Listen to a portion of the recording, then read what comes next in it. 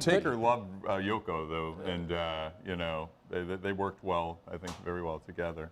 Wrestling fans around the corner, around the world, welcome to Sunday Night Live, where every non-pay-per-view Sunday you can join us at 6 p.m.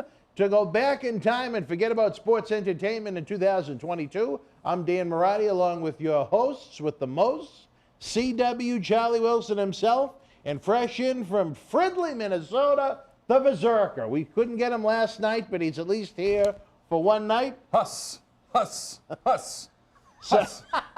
Some know him also as one of our great moderators with that dangerous blue wrench, Phil DeCesare. Phil, happy to have you back here. Fans, if you Great to be here. Pronounce it wrong like I did when I called him, I think, Phil DeCesaro the first time, it rhymes with Treasury. Also known from Slamboree 1998 with his sign. But tonight we are going to, after last night, I don't know what you'd even describe last night's Well, I got to say, before we went on air, it was a complete and utter disaster. The show we were watching, Rumble 94, I thought was a pretty good show. The world title match was a little slow and sluggish. The Rumble... Sloggy, some may say. The Rumble was the Rumble, which had it... For me, with Rumbles, by the time the Rumble gets to, like, the last 10 minutes, I'm ready for it to go home. Because it's like 12 guys just beating the crap out of each other. And, but I thought everything else was really good. World title match was good. And with Bam Bam and Tatanka was good. And the, not world title match, the tag title match. And the IC title match was okay with IRS Razor. There was nothing bad on that show. Nothing terrible.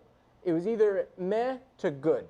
And to me, I guess I liked the Undertaker match more than you did because I didn't think it was sloggy.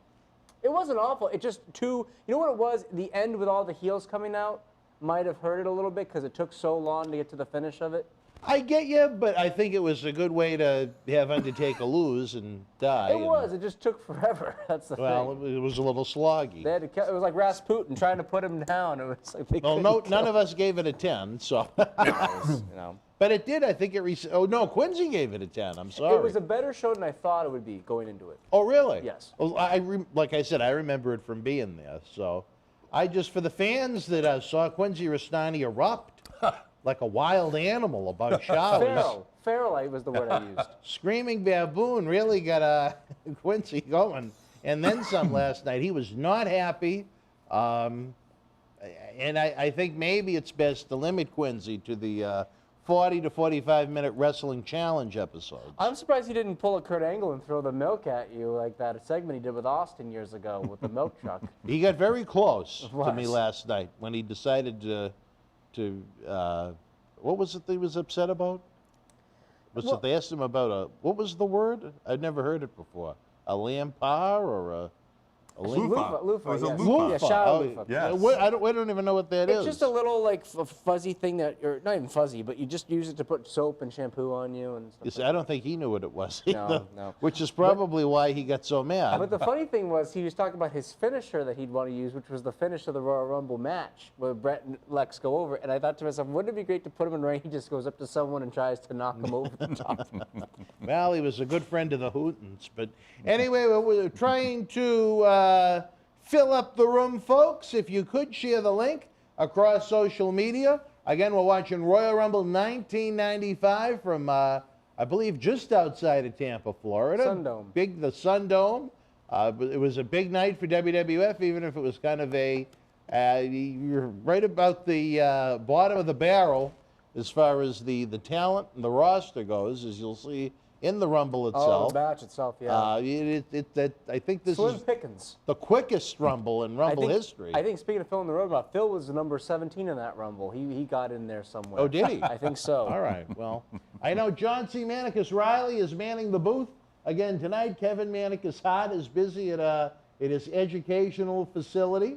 Again, for those that were expecting the Berzerker tonight, we apologize. He had some health issues pop up this weekend. He wasn't able to join us, so if you could send him some positive thoughts, not COVID or anything like that, thank God, knock on wood, but he should be back with us soon. Fridley, Minnesota's favorite. I can't wait to have him back. So what we did was, Berzerker's big run was in a day when there wasn't monthly pay-per-views, we decided to hold off on the 92 and 93 Rumbles at this man's wise discretion. And we decided to go with 94 and 95. It's Royal Rumble season. Don't forget, this Saturday night during Royal Rumble 2022, we're going to be joined by the legendary Dirty Dutch Mantel, a.k.a. Zeb Coulter. Hopefully Charlie and Phil will be able to join us. Oh, yeah. Quincy's invitation got lost in the mail. So And look at this fair weather fan. We're just Maradi and I. You're like, oh, I'll just watch from home. But once we get a legend in the building, you drive all the way over here. Charlie, you're a legend in my eyes. Oh, thank you. Okay. Well, you know what? I'm sure Slick Rick B is going to be joining us with that wrench. I know our other moderators have been kind of MIA lately. Vaughn and Tania and Matt Schmidt wants us to bring back Angry Quincy. We can't.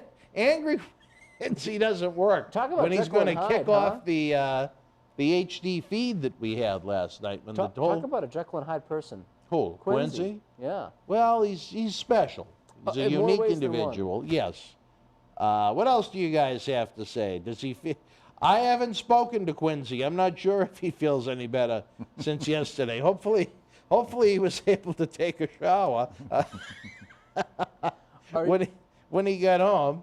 So here's a question I have What for do we both got? of you What do we got gentlemen, now? and even to the fans out there. Are you more excited to watch the 95 Rumble tonight or the live 2022 Rumble this Saturday night? And I got to be honest, I don't know if I have a ton of excitement for the 2022 Rumble. I'm always curious about who wins the Rumble because of the nature of it.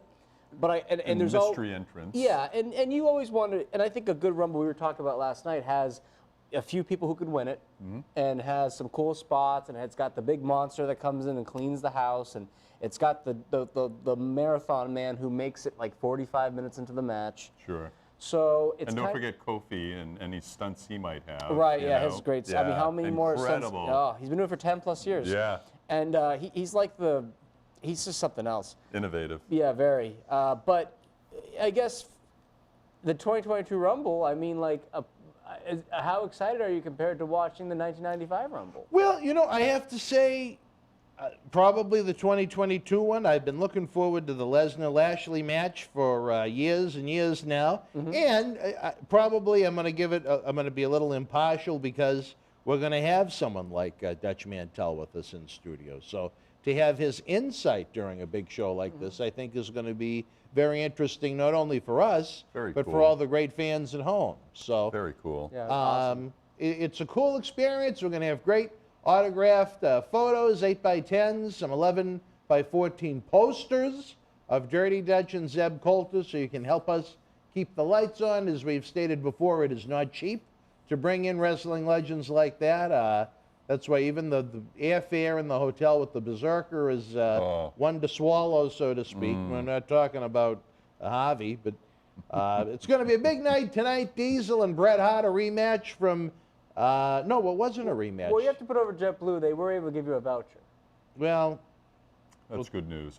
Wow. anything helps. You know, yeah. Anything The helps. discarded eclair of the whole situation of the garbage can, you know. It's, The discarded eclair. What are you ever talking watch about? Seinfeld? Yeah, the discarded I know. eclair. Of course. Well, I'm getting hungry. I wouldn't mind an eclair right about now. I haven't eaten all day. Now you got me thinking about pastries.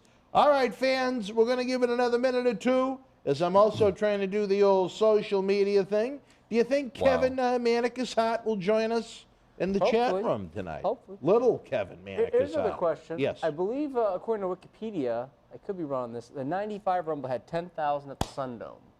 Just about. All right, that sounds fair. We'd have to ask Jerry Briscoe. He promoted it. And it was 10,000 at the Sundome.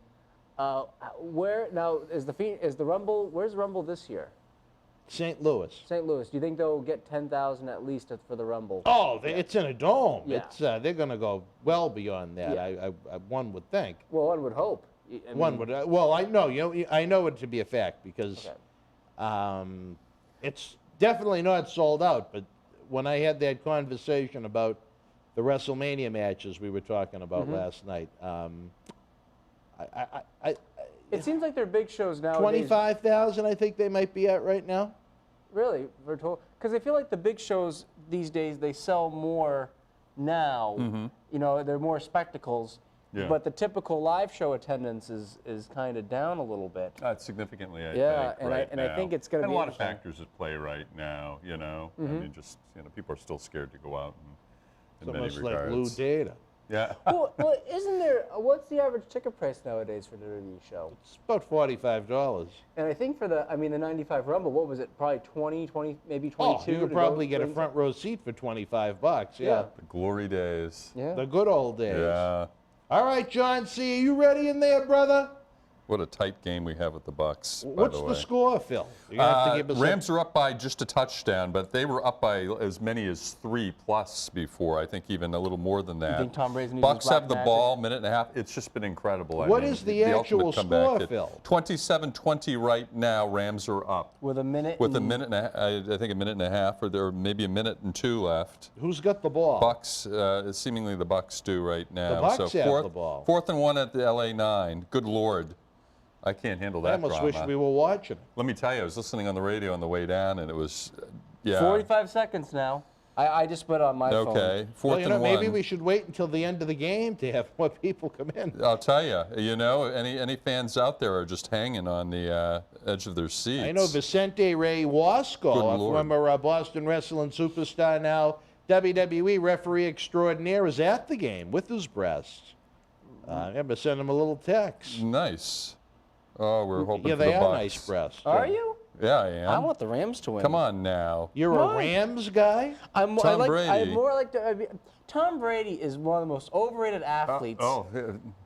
He is. Look, he's good. I'm not going to deny He's that. good. He's good. The Bills How are is he really Master of the overrated? understatement, Charlie Wilson. He's very good, but he's the classic heel. He's just not likable.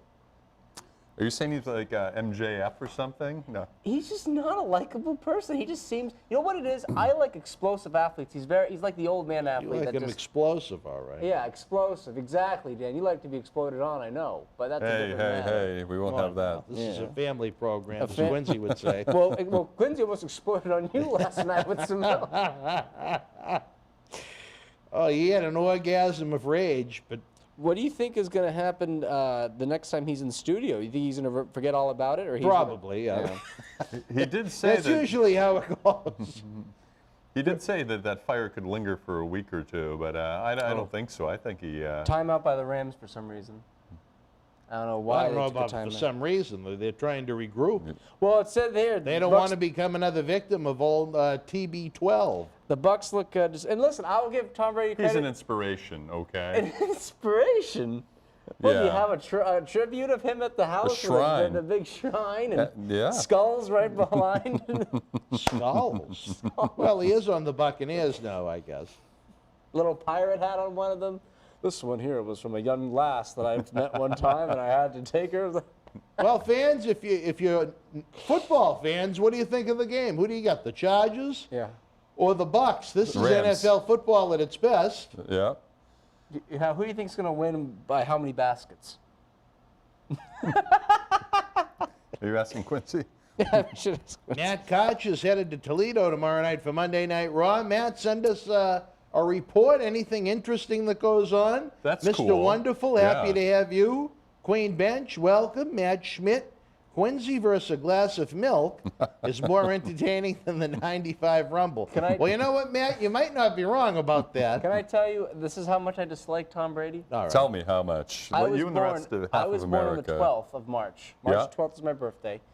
I dislike the number 12 because of Tom Brady. Charlie, I might have to put some space between you and me. You here know what? in a I second. wish you never said that. I'm Wait a a little sad. Phil's disgusted with Charlie's dislike of old TB12. I'm a little. Feels like out of all the despicable things I've done in my life, I've never disliked He's the never number. talked down about old TB12. This is the longest, of course, the longest 45 seconds left in the game. Again, a gripping game on the ride down was like nothing, just boom. It's just so exciting. Quiet on And the again, roads. You know, the roads are pretty quiet, absolutely. And there's Oh. something nice They about might get a listening first- to a game on the radio They might versus get a- watching. They you might know? get a first down. I guess they took a timeout. The Rams took a timeout, but they might Well, if review it was something. 4th and 1, yeah, they. And if it's 4th and 1 on the 9, that first down would give them an automatic touchdown, wouldn't it? I don't know, but I don't know where the ball is. It says on the 9. on the LA's I line. don't Well, know. no, if they only need 1 yard, they could get to the 8-yard line in theory. $26 scored. We're waiting for that, the extra Did point. they score? Oh, they got an Really? extra point? I'm crossing myself, and again, let me tell you, Phil you listen to the- Berzerker brings them luck. I'll tell you, if you listened to the game or watched half and listened like I did, it was just. I'm glad you joined us instead of watching the whole game at Things home. look, and again, yeah. See, Yes. you're you guys. I'll tell you, I'm not a fair weather guy. I really enjoyed this game. I had a nice haddock dinner. I said, you know what, I'm heading down. Oh, you had a little haddock? I'll You be know? honest with you, Yeah. but Now, and I'm getting hungry again. 27, they tied it, people, Wow. with seconds remaining. The greatest of all time. I know everyone did hates it him. again. The greatest of all time, no matter what happens. Do you think That's he's the just greatest athlete of all unbelievable. time? I don't know. Did you know? Did you hear what Big Poppy said something to Dan Shaughnessy? Because I think he was giving him grief about the Hall of Fame. You know? Yeah, I think Shaughnessy was the only one in the globe that didn't vote for him. Right. Yeah. Which is just crazy. You talk about clutch people. Of course, Big Poppy, Mr. Clutch, Tom Brady, Mr. Clutch. You you know know? what, though? I should have worn my Tom Brady jersey today. I Let me wasn't ask you thinking. this. Yeah. For Ortiz, where do you rank him at all-time Red Sox players? But it's hard to. But, Would you put him above guys like, I'm trying to think of well, an don't example. say Teddy Ball Game, because No, that's a no, whole I'll different go- thing. I'll go a little He's bit- an I'll go- easy I'll go- top 10. I'll give you that. I'll go, Oh, heck no, yeah. of course, but I agree 100%. But guys like Boggs, Yeah, Boggs never won. Boggs, you know, Boggs, Great hitter, but Boggs he never. is a good friend of Kurt Hennig, I think. Yes. You know, Saved his interestingly. life. Well, there's this. Really, I didn't know Saved that. Kurt's life? Yeah, no. Kurt Kurt saved his saved life? Boggs' life. Yeah. Choking on a chicken bone? They were hunting, and it was actually Mrs. Henning that told me this story when No we had kidding. Larry with us Yeah. in New Orleans. They were hunting, and they came across a barbed wire fence, Yeah. and I don't know if for some reason they had to climb it. Yeah. And Wade really got messed up, really, really, really bad in the barbed wire. Oh, gosh. I don't remember if it was either an arm or a leg that could potentially have been lost. Yeah. What? And Kurt picked him up almost like he was a baby. Perfectly. And carried him for a great distance. Wade Boggs was not a small man. Either. No, well, that's what I mean. Chicken and beer, he was not a small guy. No. I call that a perfect save, a perfect Yeah. rescue. He almost lost his Wow, arm. I never What knew year that. was that? Do you know at all? That I don't know. You know what's funny? I don't know if you know where I used to live in Saugus, but Wade Boggs used to live there No kidding. during the season with his wife, not Yeah. Margot, Not Margot. or no. Yes, we his remember. mistress, but- Yeah, we remember. Pepperidge Farm remembers. I was very young when that happened, but I do remember it. Yeah, so I think it's Well, I kind of, didn't know he that. wasn't he didn't live there when I lived there, but I always thought it was kind of cool to say I lived in No the same kidding. place Yeah. as Wade Boggs. But That's pretty cool. What was a certain neighborhood? we've driven by it before. It was a townhouse complex. Okay. I'll show it. I'll make sure I point it out to you if you're, for whatever reason, interested. I know John C. Manicus Riley probably is. All right, folks, as this football game is going to go into overtime. Sorry about why bringing don't? attention to that. Well, no, Fascinating. I'm We'll actually interested too. Yeah. We should have put that on the TV. Yeah. It's too bad we didn't Split have screen. picture in picture. Yeah. Right. All right, we are going to get ready, John C. If you could switch the cameras, my friend, so my old man pillow isn't exposed. We don't want that. It's kayfabe. Yeah, the you got to pillow, man. kayfabe that, baby. All right. All right, let's see. As you know, fans, or if you've never been with us before, what we do is we go to WWE Network, we go into Royal Rumble, we pick Season 8, which was 1995, and then we do a countdown. We go 3, 2, 1, click. So that's what we're going to do in just a few seconds. Is We're it going to an give you a overtime? chance Yeah, again. Bucks have the ball. WWE Network on Oh, Peacock I just did TV. something. John C. Manicus Riley, I'm sure he has it up in the booth.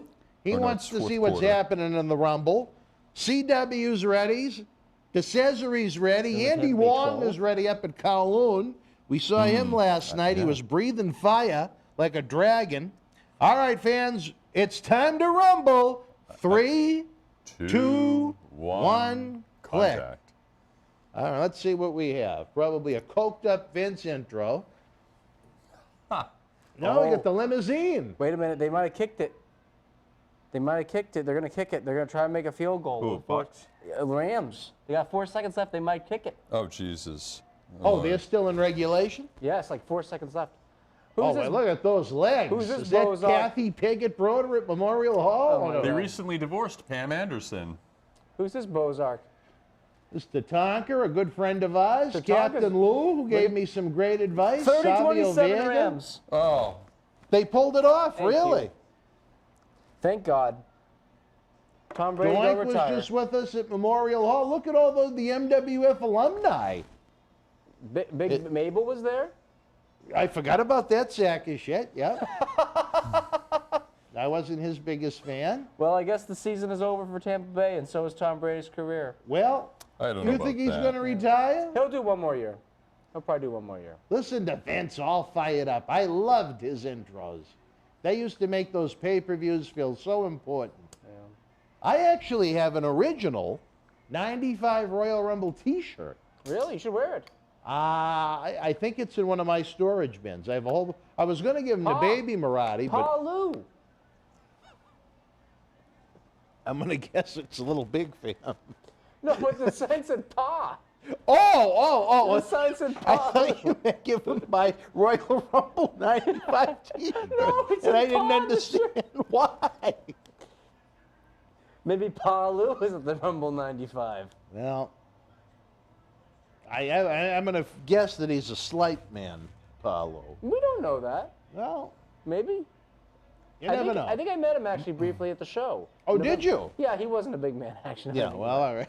No overwhelming bicuspids or anything. No.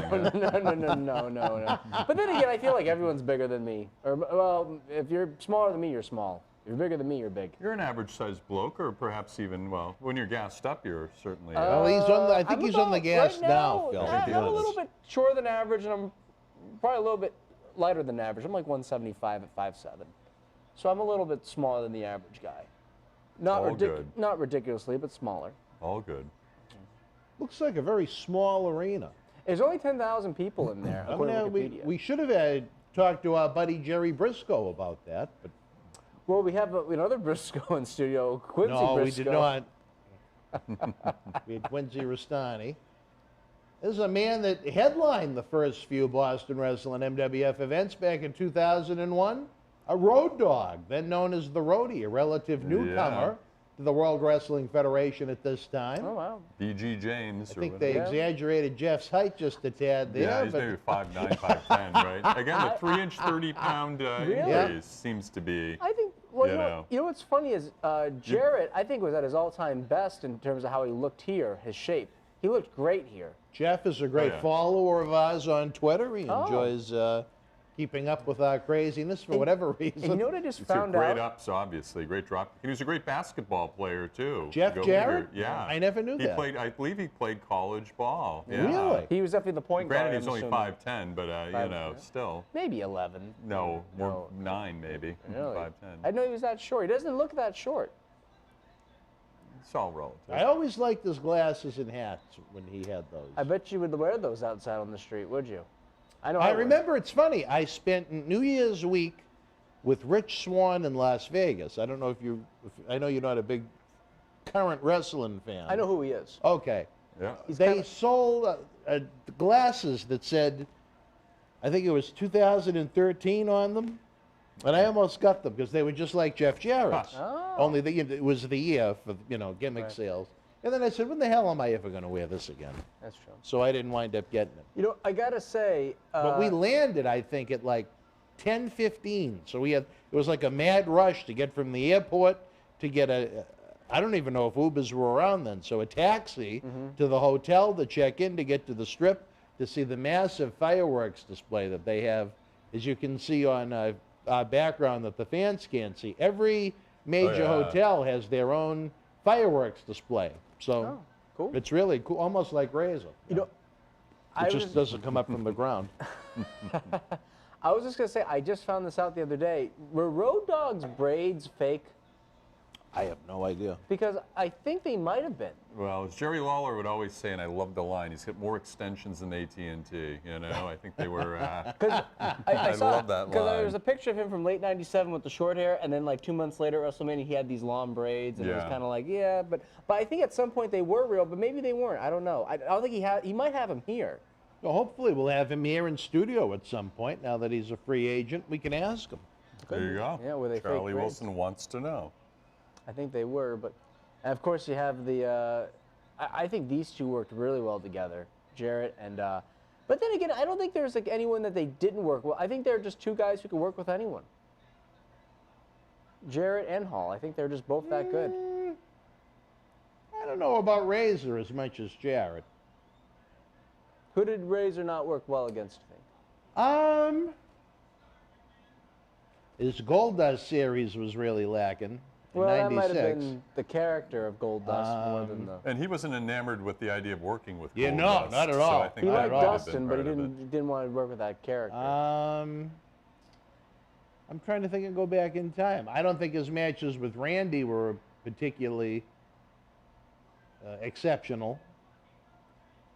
I don't think his matches with Mr. Perfect were all that great. And I think Mr. Perfect I would classify as great. But when I think Hall is, as far as a worker goes, he's a C+, B- type guy. I wouldn't go much higher than that. the only thing is on the Perfect matches, wasn't Perfect at that point having the bad back? He wasn't 90, 91 Mr. Perfect, that's for sure. But he could, if he wanted to, he could still go. And he was good friends with Hall. So he would have no reason to try and have a light night at the office, so to speak. So you think C+, B-? Yeah, What would if you I put- was to give him a school grade. What about Jarrett? What would you put him at? Jarrett,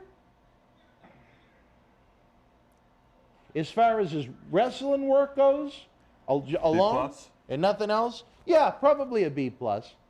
But what do you mean besides the wrestling work? Well, are we going to go into a draw, his Oh. promos? I'm just talking about in-ring wrestling. I think Jarrett was about Probably a B+. was the definition of solid hand.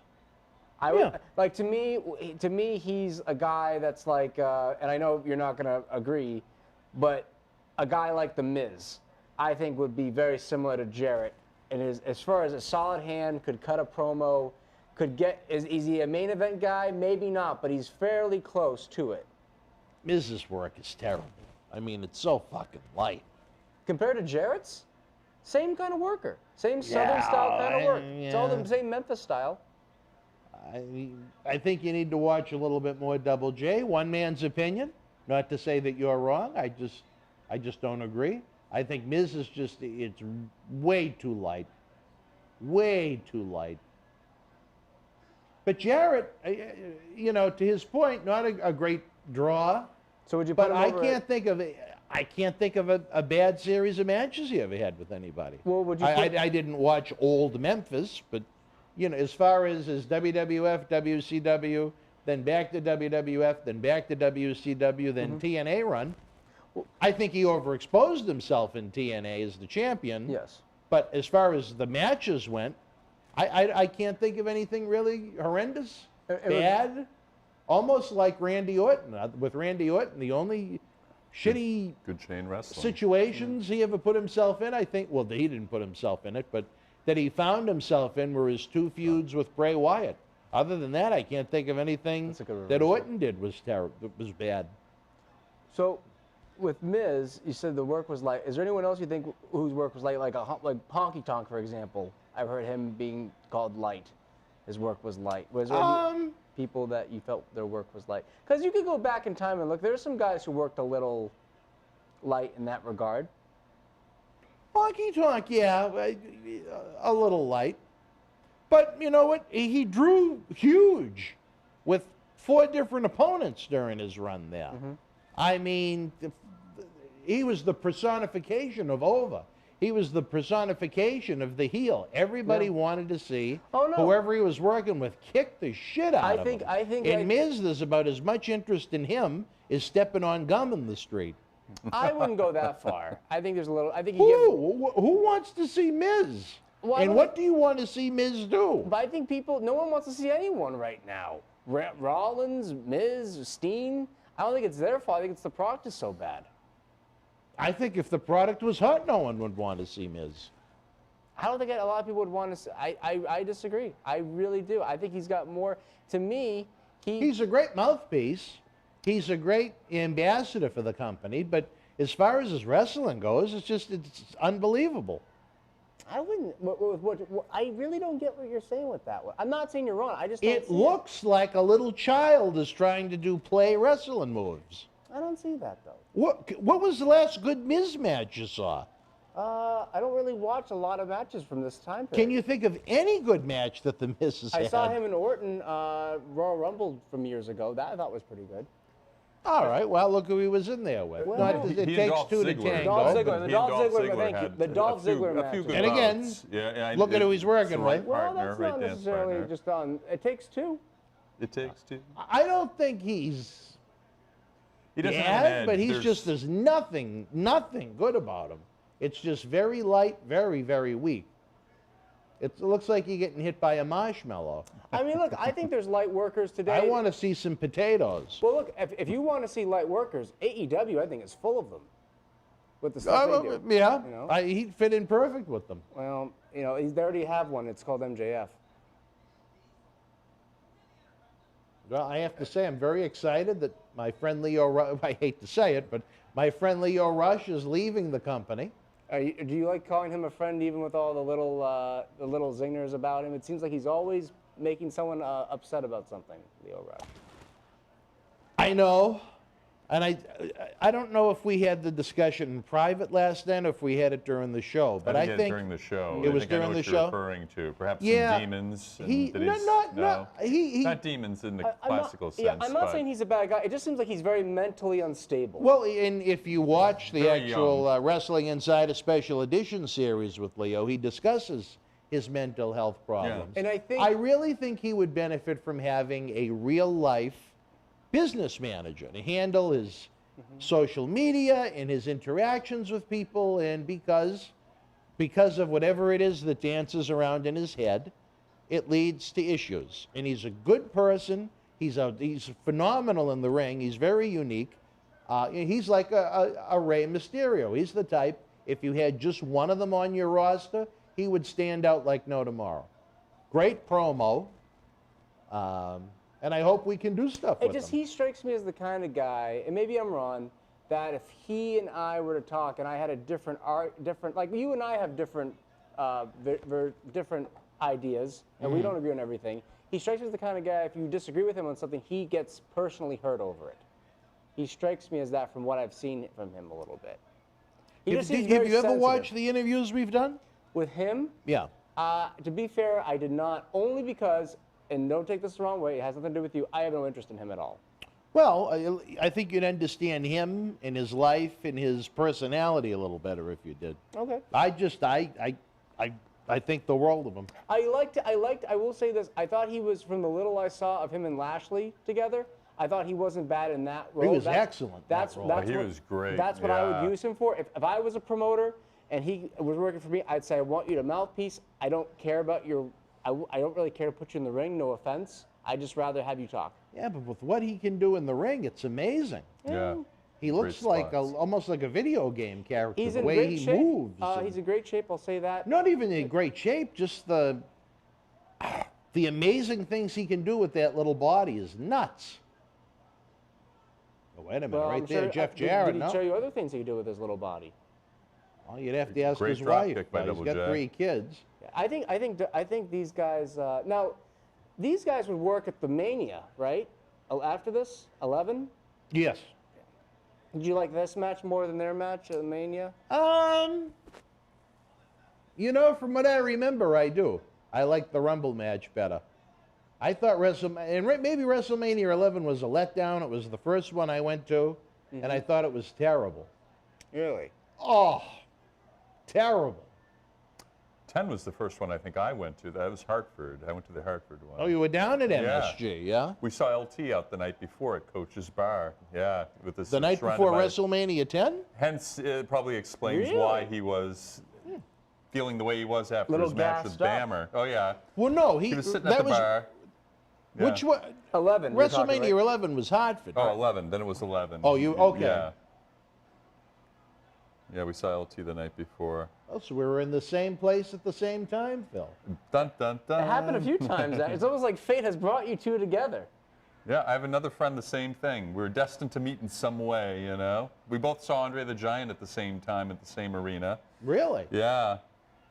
And we didn't know each other years ago, but we both knew the same girl. And Oh, wait just a minute. maybe now. not know in the biblical sense. Maybe one of us did, All but right, well, This is a PG show. but we're not Phil. going to go there. it's all right. Well, no, if you want to, you can.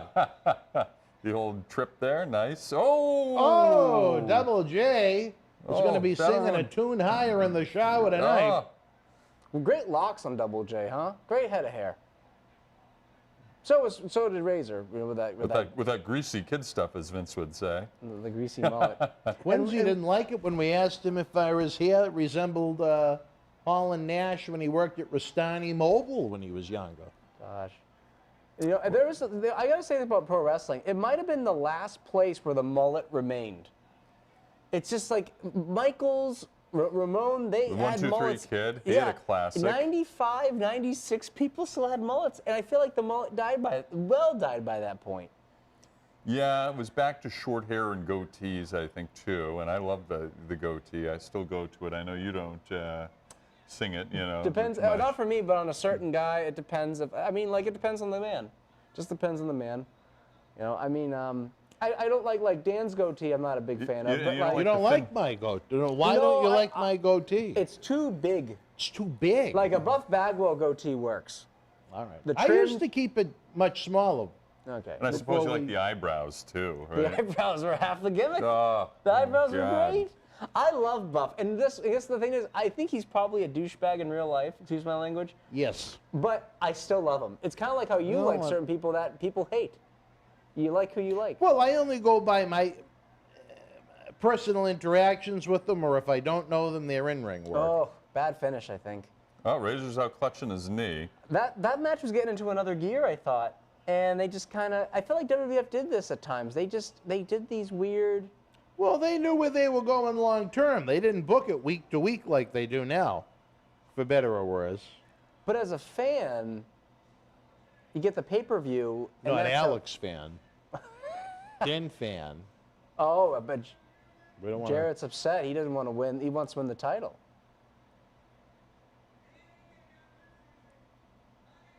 Referee Tim White. ready to head back to the friendly tap after Yep, the down in Senate. what, Providence or Yep. somewhere in Rhode Island.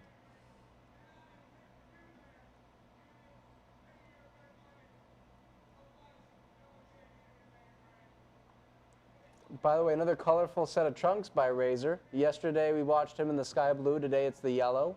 I like it. It's almost like Quincy's outfits. He has His 7 7. outfits Yeah. for each day. He was like God when he was creating the universe. Quincy said, I'll just do it with my wardrobe. Hopefully on the 7th day he has an outfit he doesn't rest in. He's naked that whole day. Baby New Year that Now, day. he only turns into Herschel Walker when the lights go out. Could you imagine someone breaking into his home at that time and he's naked running around? That's what they deserve. Breaking into Rustani Manor that you get to see for the first Oh, time. I got to see Rastani Manor. You keep talking like this. You better lock the front door he because was we don't something need that. No, there's only one entry point. I gotta say, who designed Jarrett's gear? Was that a WWE creative thing, or that couldn't be him? To be Those two- honest, I know WWE women. probably came up with the original concept, But because they had a thing called, I think, creative services, which would draw up designs and stuff for characters. They did Adam Bomb, they did Ringmaster, they Yeah. did Goldust, but it wasn't like today with 20 riders and Steve Vendetta, how are you, brother? I think that'd be a Maloney, great job for Marella. you, Phil, a rider position for WWE. What you would come up with, like, well, we could do an angle what they did with King Khan Mosca back in 1979. Oh, We could- 81, but it was Wait a minute. great. Boston says, what the fuck is this, GQ or MWF? Now, what is that supposed to mean? Are these stylish individuals, or are they talking about am I style sweats too much? over here? Am I I shave and shower so much. No. Phil looks like he's in better shape than The Miz. I'm bigger than he is. Yeah, probably. No, yeah, in probably. weight and height. I Wait, know that. no. I'm trying to think about what you mean, because when people say bigger, does it mean weight or height? Well, the match is continuing here for the fans I bet I can paying lift more, too. attention. Jared has outsmarted Razor to get him back in the ring injured. Queen Bench is with us. Welcome, Queen. Larson is here. Larson, weren't you here last night? Berzerker is he's ill. We're hoping to have him in early February. Mr. Wonderful, I'm trying to catch up on the messages. See if I missed anything. Cooper, welcome. I don't know what the hell that means, but See, Roger, welcome. Now, what do you guys think about this? So Jarrett taunts Razor to put the belt back up, right? But shouldn't a WWF official make that call? Jack Tunney is nowhere in sight. Jack Tunney should be doing his job and saying no or yes. Right. Well, I guess it was at the discretion of Timmy White. Verbal contract. Well, Teddy White needs to. Timmy. Teddy White. Tim White needs to kind of know his role about just being a referee. Oh, wait a minute. J.A. Will said to stay off the gas. I am. Brian Duffy said the Rams won. Thank you, Brian. Yeah. Ibzan, welcome. Matt Kotcher, I think we welcomed you, but if not, welcome again. Mike S., welcome. Pulverizer, if you didn't get the scoop, John Nord, the Berzerker, is ill, not with COVID, but he's just ill and cold. wasn't able to join us, unfortunately. It's absolutely freezing in Minnesota, too. All right. It's frigid and fridley. What if it's Guardian colder of there than it is Chaos, here? welcome. It's probably colder there. I don't know. Dunwell, he didn't. Hi, didn't Creative Services. Chili McFreeze was one of about 15 to 20 names presented to Steve Austin. Oh, I remember Chili McFreeze. That sounds like a Frosty version that John Norwick. I get the Chili McFreeze. I forgot the fucking McFreeze. Do you know that story?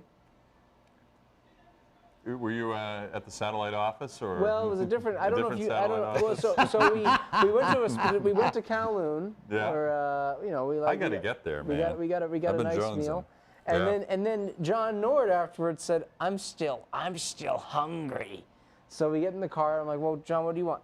We can go through a drive-through and get a. What did you get? A cheeseburger, maybe? You got one. You got a big burger. Yeah, I got a big one. I think the bacon class. So we go through a Wendy's. I would hope so. Yeah, for a big man. So we go through the Wendy's, and he's like, I say, is that all, John? He's like, that's all. And from the back seat, I hear, just a second, brother, before you drive off. That's Dan the man, That's right? Dan Morale. And you Well, know, I hate to say it, but Kowloon's portions have gone down. Yeah. to be As the fair- prices have gone up. To be fair, you didn't. The portions, that's true, and you probably didn't eat anything else besides that all day. Oh, yeah. So I'm not making fun of you. It's just the timing of it was so good, and then you order the Frosty, and then John Nord goes, hold on. I forgot the Frosty. Well, I think it was fuck. I forgot the Frosty, if I remember Well, I'm right. trying to be a little more PG All for our right, younger well. audience. Do you think any kids have ever watched one of these? I wonder, actually. It's a good question. I can't imagine there's too many 8-year-olds that were excited about the Berzerker watch-along. I could be wrong, but... Hey, there was a young child who wanted to get to meet Doink at the show on November the 13th. I don't think that was as a result of our Probably not. No. programming. But Maybe you just had a fetish for clowns. no, he probably saw the advertising, the great posters that were hung up days before the event. About a week. About a week, yeah. You and the Q man out and about. No, Well- Quincy was an animal around Stoneham. I'll give him credit. Lou Data, who was responsible for the Melrose area, Mr. Audio. he aggressively solicited you.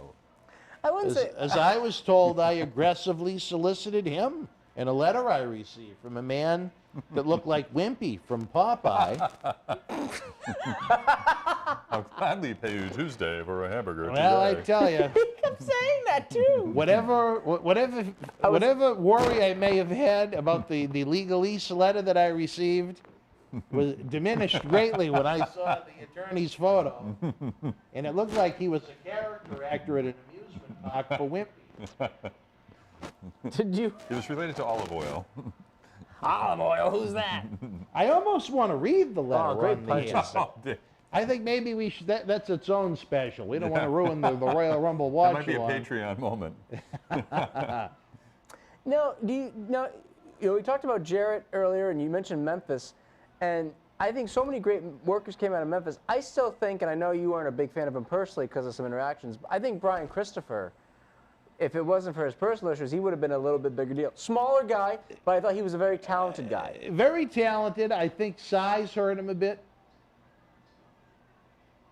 Didn't they want to turn him and Scotty kind of into a Billy and Chuck situation? I believe so, yeah. I think I never heard that. Yeah, somewhere I heard along it the too. line. Thankfully, they didn't. Yeah, Yeah. those two didn't need that. That gimmick was over. That very much Maybe in so. the early days before they started being too cool.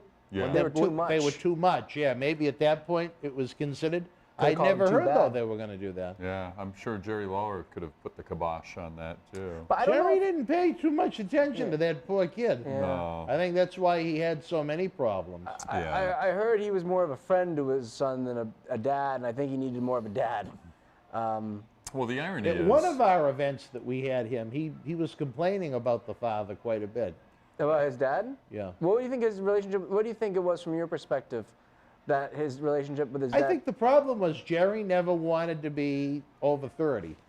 Yeah. And I think even now, I don't think he wants to be over 30. Good spot. Well, you know what it is. He wants to be forever young. And I'm not trying to say anything about how people want to live their Nice life. little finish. Because that was kind of cool. We have a new actually. Intercontinental Champion, ladies and gentlemen. Double Jeff Jarrett J, on seats. yeah. The bad guy, Razor Ramon.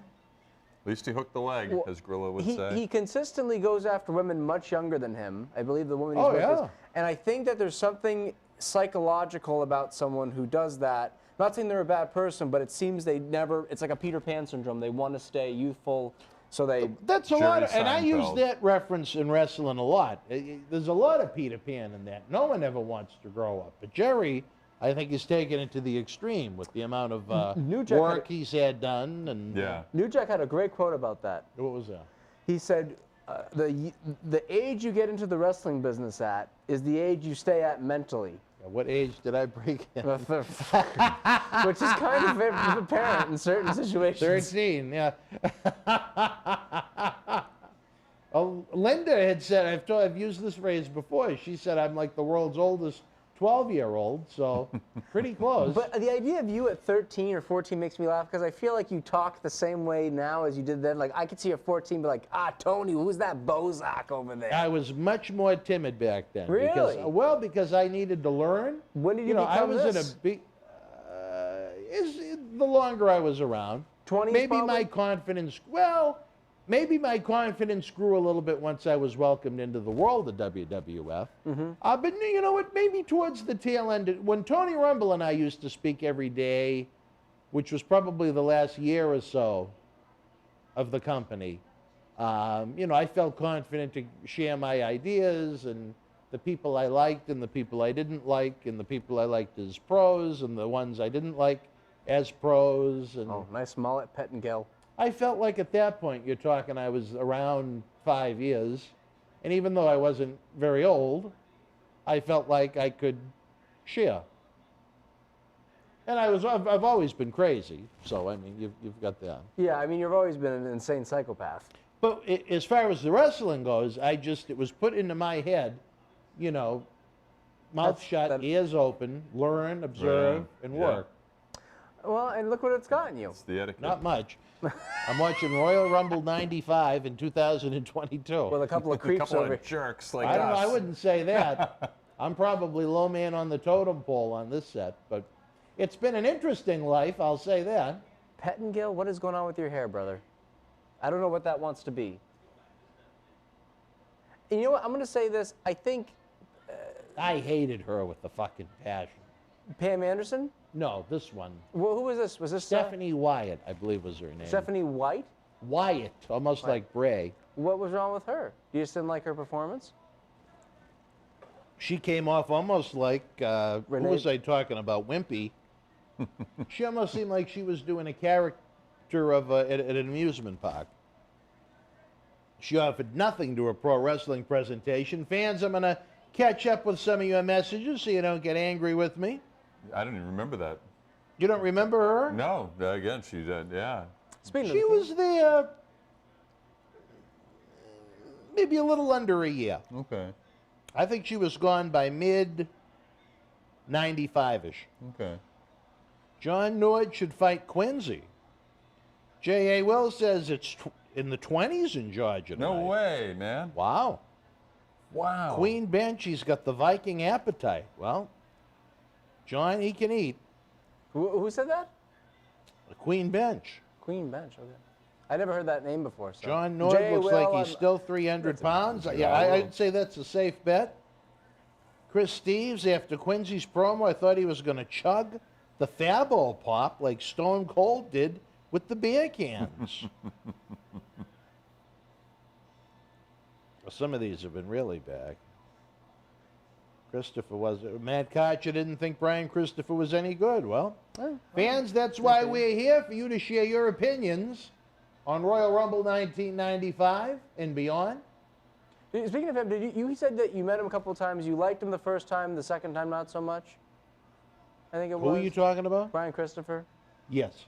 He actually showed up with Annie the Ass. I was going to go into that segue. What was about the second time you didn't like him? Just the complaining? Or he just had No, he didn't come in. Oh, right, okay. He was, we were doing a fundraiser for superstar Billy Graham. Mm-hmm. He was booked maybe in Maine, and Annie was taking him. Maybe in more ways than one. Maybe a father-son thing? Oh, my. And then he showed up, and he wanted $1,500 to come in. When he At the building, he wanted $1,500? Yes, and the deal was he was going to come in for free, sell his stuff. He said he was going to bring a coat for the auction or the raffle or something like that. I was in the middle. At this point, I did the video production directing when we used to have what we call the calzones that we used to have to take to the venues, which was quite the process. But anyway, I didn't have time to go out and babysit him, so I said either have him come in or Commissioner Von Johnson would deal with it. The commissioner and Annie were good friends, as I noted. He would have to be the middleman with Greg Valentine and call the Hammers residence when Annie needed him. And he didn't want to come in. I said, I'm not giving him a penny. The deal was he was going to come in, sign, keep his money from the autographs, and he was going to give us, I think it was a jacket, if I remember right. And he didn't want to do it, so fuck him. And that's why everybody hated him. I could tell a story about, Everybody, when you mean everybody, you mean at that show or in the... In general, everybody in WWF hated him. Yeah, what if that helps with his childhood? I don't think Scotty was a big fan of his by any stretch of the imagination. Scotty interview said that when they were together, they didn't hang together. He said the last few years of his life, when they got older, they became closer. But during their time... He could have changed. Yeah. I don't know. It's the last time I saw him was, I think, at that event. What year was that? Must have been years ago. 02. Oh, wow. So, but you know what's funny is and I hate to bury people, but you always bury people in the most colorful of ways, to the point where I actually have certain quotes of yours in my head about people you've actually buried to me. Who? Kid Cash, more like Kid Change. Oh, please. That's a Just funny another line. one. That was the same night. He was a pain in the ass, too. He had about as much value as Change. No one cared about Kid Cash. Really? Well, I'm not saying he was a big star, but he had a little bit of a name on the Indies, didn't he, at that point? He did a little in ECW. He did a little in TNA. He was a very solid pro wrestler. Very he was talented. just a pain in the ass. Probably one of my favorite cruiserweight guys, I would say, is Kid Cash. I wouldn't go that far, but...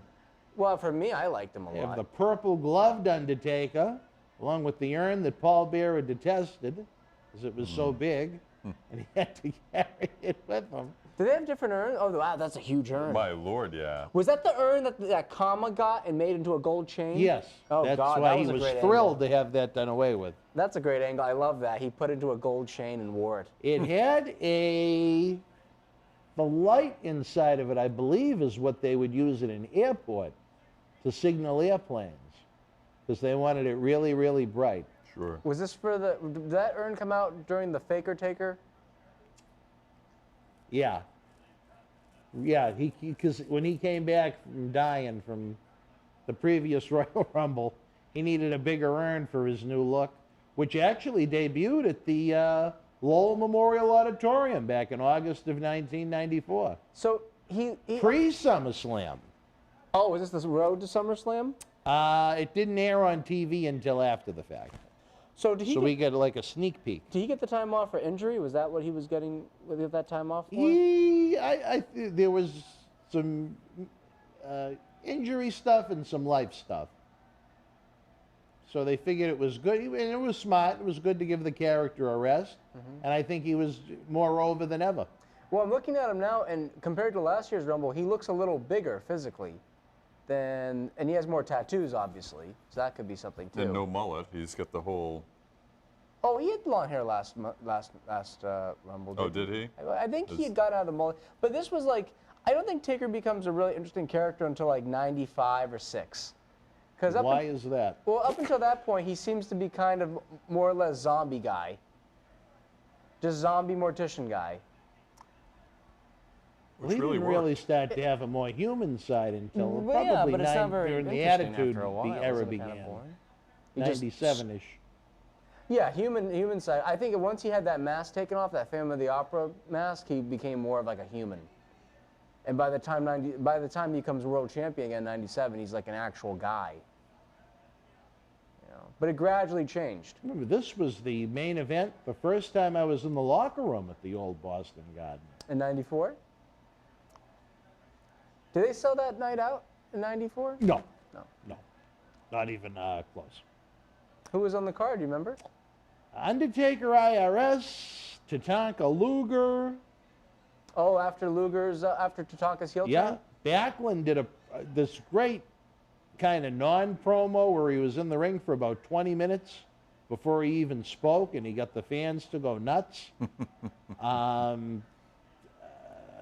remember the midgets. I think it was like Wink and Pink against Cheesy and Sleazy. Huh.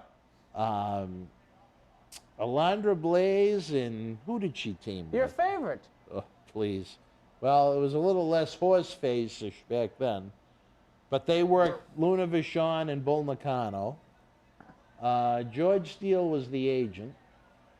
Who else was on that show? She worked Bull Nakano and Luna Vachon? It was a tag team match. I can't remember who she teamed with. Who else was on that show? Owen and Razor Ramon for the Intercontinental title, I believe. Probably was pretty good. That would have been a good Adam match. Bomb and Bam Bam, I believe. That wouldn't have been bad. Wasn't a bad little show, but I mean, just to be in the locker room for the second half of it, How'd you get back there? we were, kind of in. With Tony Rumble? No, Tony, the only garden show I ever remember Tony going to was Survivor Series. The '93 one? Yeah. But you weren't there at that one, were you? I wasn't in the locker room. I was there for the show. The awful Survivor Series Yes. show. Yeah. That was a rough show. Oh, Ken, welcome. V, welcome. Now, V, why does she have Isn't that weird? that gray box with a check mark? I've never seen that. No, it must be because she's so special.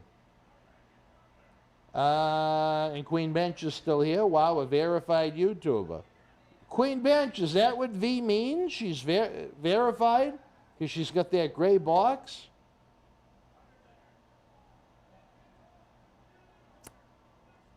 I was going to hear a joke about a gray box. Boom.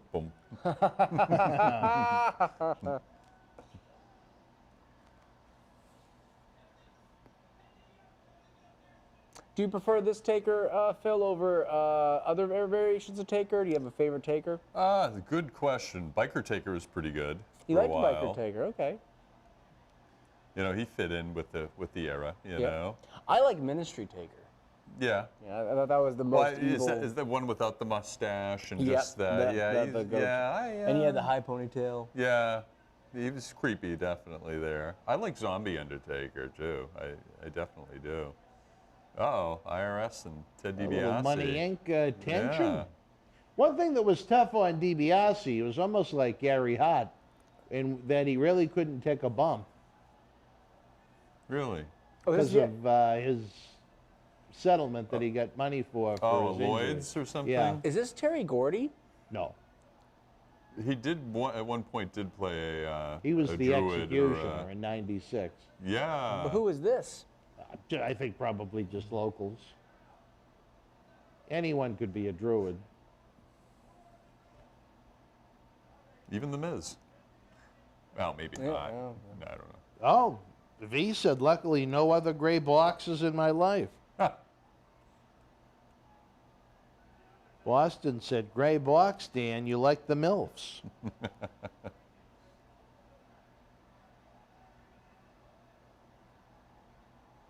Great timing by the Taker. Nice back elbow.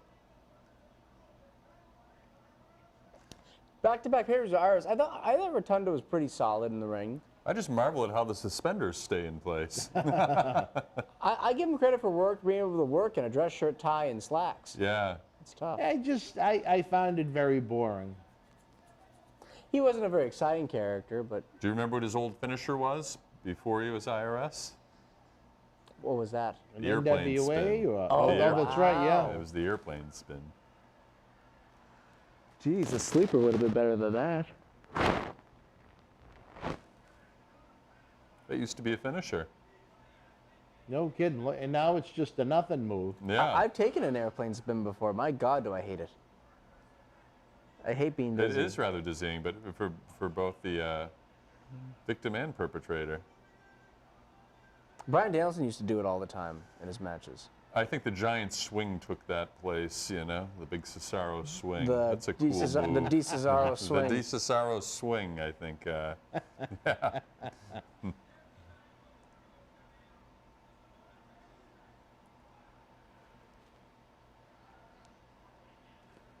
Now, it was around this time that Brian Lee, this was after the Taker match, the Taker match, was around this time Brian Lee got arrested, and I think they said the Undertaker's in prison because he told the cops, I'm the Undertaker.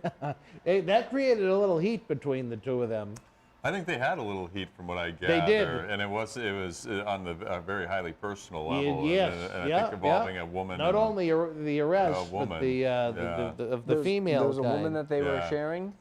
I don't Well, know the I details, think but I it think was, Brian Lee wanted to. I think there was, just. Well, Brian Lee, you know, he came back for that run in Dio. It was the Disciples run.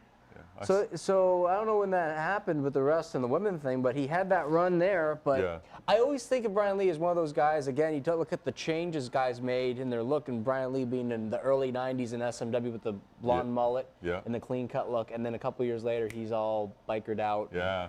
Looks completely different. Yeah. Brian Duffy, who were the Druids at WrestleMania 14? The majority of the Century Wrestling Alliance roster were the Druids at that one. Hey, guest on your left, Phil, resembles the late John Huber, Brody Lee. I've heard that. Someone else Really? made that reference I too. don't see it. I I don't don't really know. see It might be it. the lighting. Brody Lee, huh? Kevin I guess he looked like Sullivan is Bruiser Brody by extension. Right. Yeah. Us. Kevin Sullivan is perfect for playing a Druid. Well, yeah, I could see that.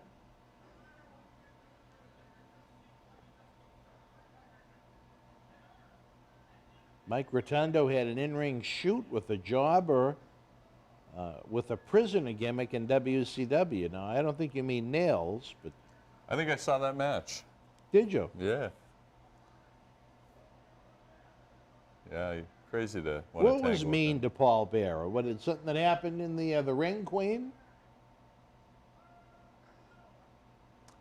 Phil, you know, I sent Dan a picture of this today. It was the program from the 1984 date of the January 23rd. 1984 MSG, Hogan Yes. Chic. Yeah, 39 years ago. Yeah. And on that program, I think I actually have it here. Tell me if you remember these names. You'll probably will. I probably will. I know Andre appeared on David Letterman that day prior. It was taped in the afternoon prior to the show. Oh, Andre, really? Was yeah. it the same day? Yeah. Oh, Andre, really? Yeah, Andre was a guest on Did David Letterman's they give away show. the finish? No, they didn't. But these names, so at the top of the card, you had Iron Sheik against Hogan. Yeah. IC title match, Tito against Morocco. Yeah. I don't know who, I know Morocco's the champ. I don't know if he retained. He probably did.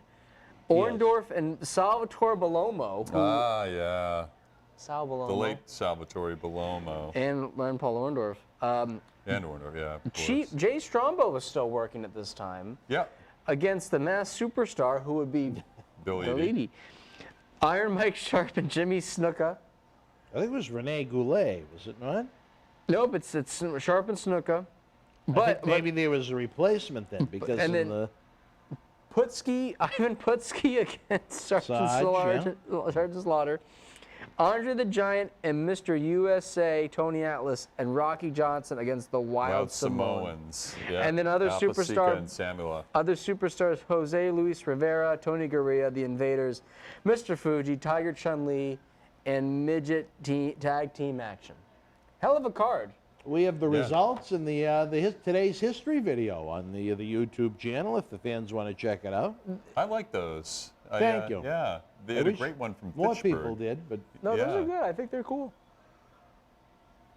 what else do we get? What did I miss? Will Quincy be in the studio and the Berserker is there? We may have to break the new rule. I still think those two gentlemen need to be in the same No, they place don't. at the same time. I don't. After last night, You don't think Quincy he's and too much Nord- of an animal. Who, Nord or Rastani? Rastani, Quincy You Briscoe, think, baby. you think he'd scare Nord? A little bit. You think Nord would send him for a Frosty? Well, I think Nord would scare him. I think so too.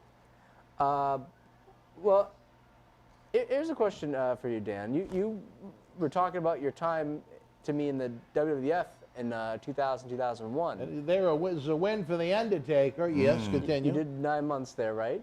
Just about. 9 months.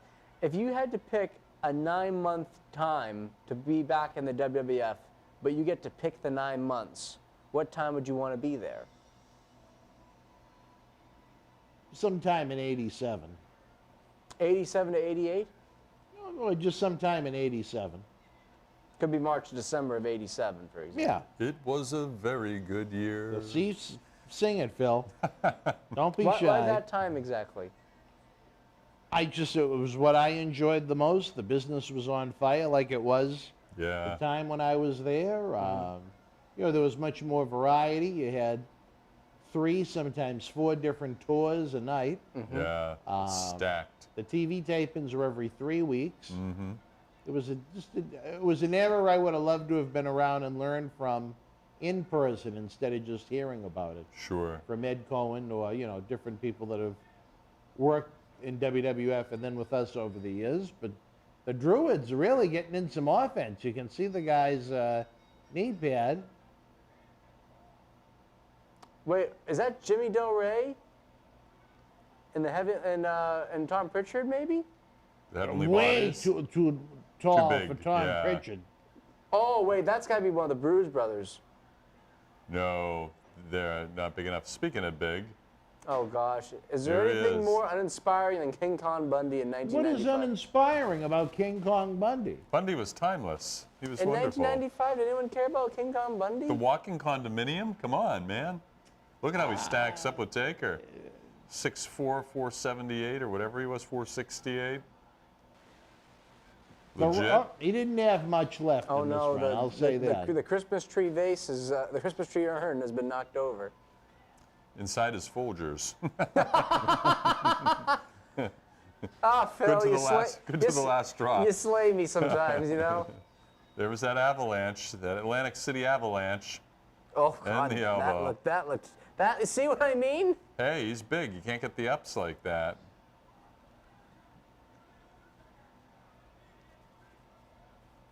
I think the bigger one was one of the Bruise Brothers, but I could be wrong on that. I just The boot. They were I around in can't see them 95. taking guys that were in the Rumble and saying, "Hey, go be a Druid." You know what I mean? That's true. That might be some kind of bone they throw at someone who, like say, local talent.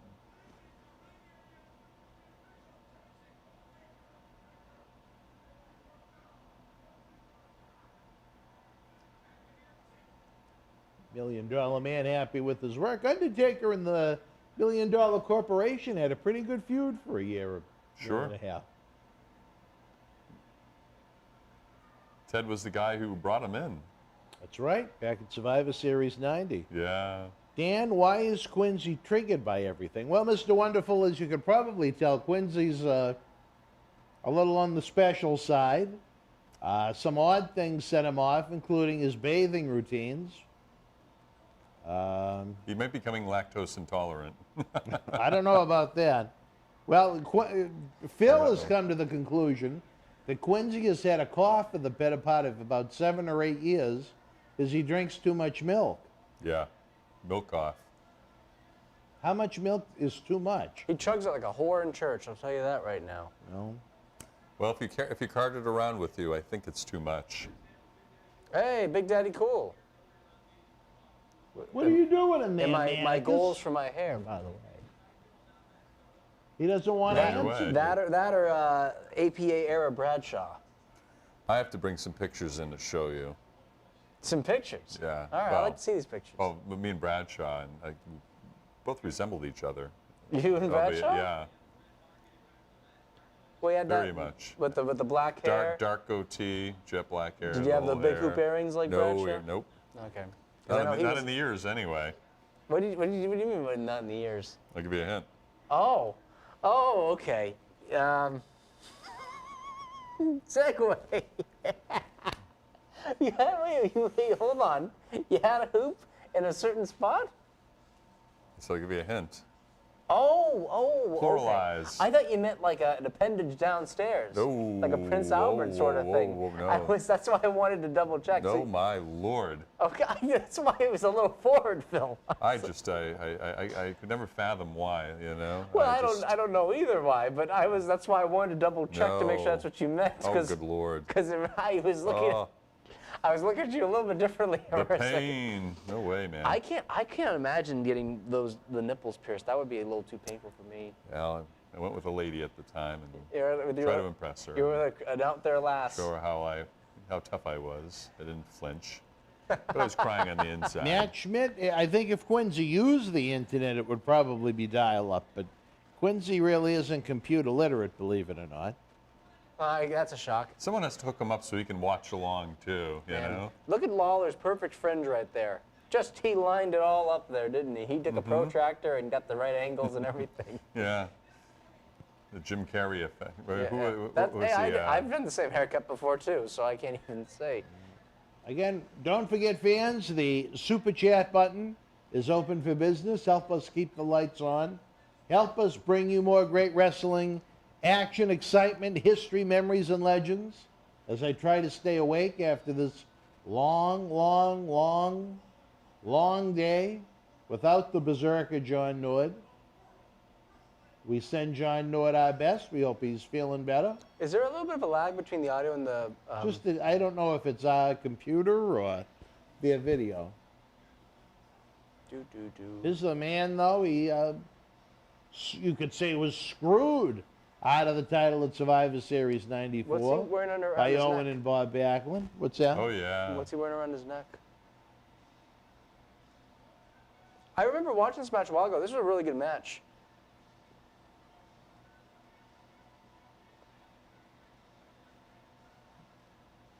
Oh, Brett is just great to watch. No, fantastic. Fantastic. One of the greats. Dan doesn't agree, but that's one man's opinion. Okay. That's fine. Well, I don't think he's one of the all-time greats. No, Where I think would you put him?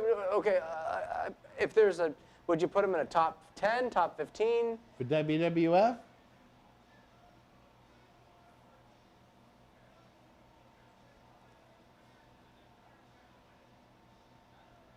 Probably at least top 15. Okay.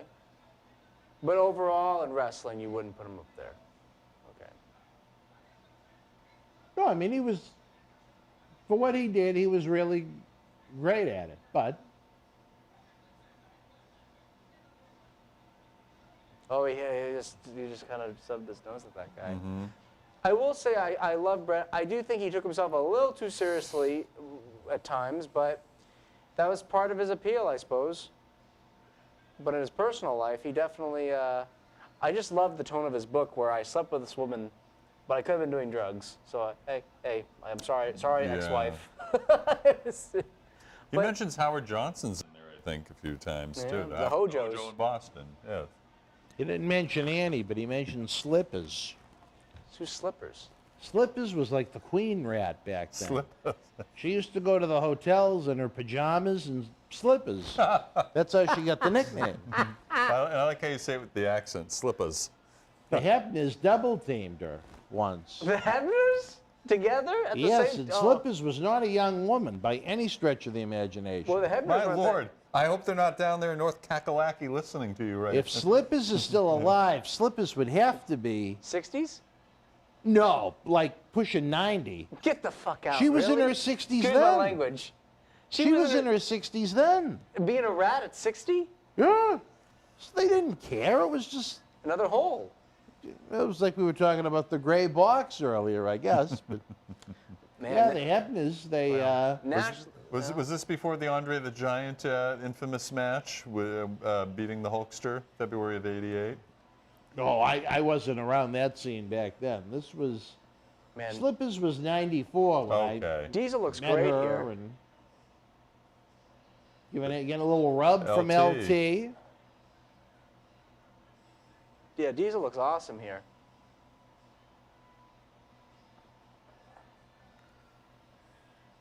Of course, remember hearing that LT needed O2, that is oxygen, after his match with Bam Bam. Oh gosh, yeah. Yeah. Well, not everybody is up for the cardio, that's And for sure. no, yeah, wrestling shape is a different thing. Now these guys had a very interesting sort of chemistry and relationship. I don't know. It seems like they were friends, but there was always a little bit. I've always heard, you know, Healthy tension, a little bit, but not maybe. vying for the same spot. But you know, it's funny. Nash talks about I let Brett backbreaker me because he was the only guy at 5'11" or whatever that could give me a backbreaker. But I think Nash always gave respect to Brett and always let him take a little bit more than what maybe he would usually let a guy take.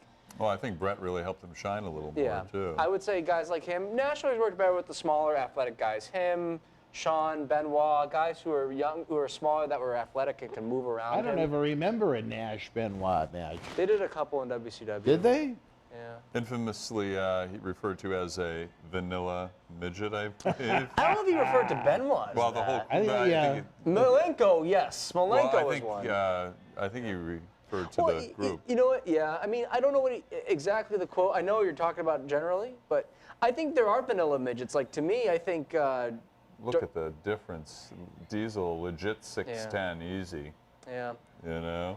But he looked great. He was well spoken, handsome, articulate, big. Sundome. What's that smile over there, Marati? I'm happy to be here watching Royal Rumble 1995. I We can't just comment missed on a man's looks. the Berserker John Nord. Bret Hart was a handsome man too.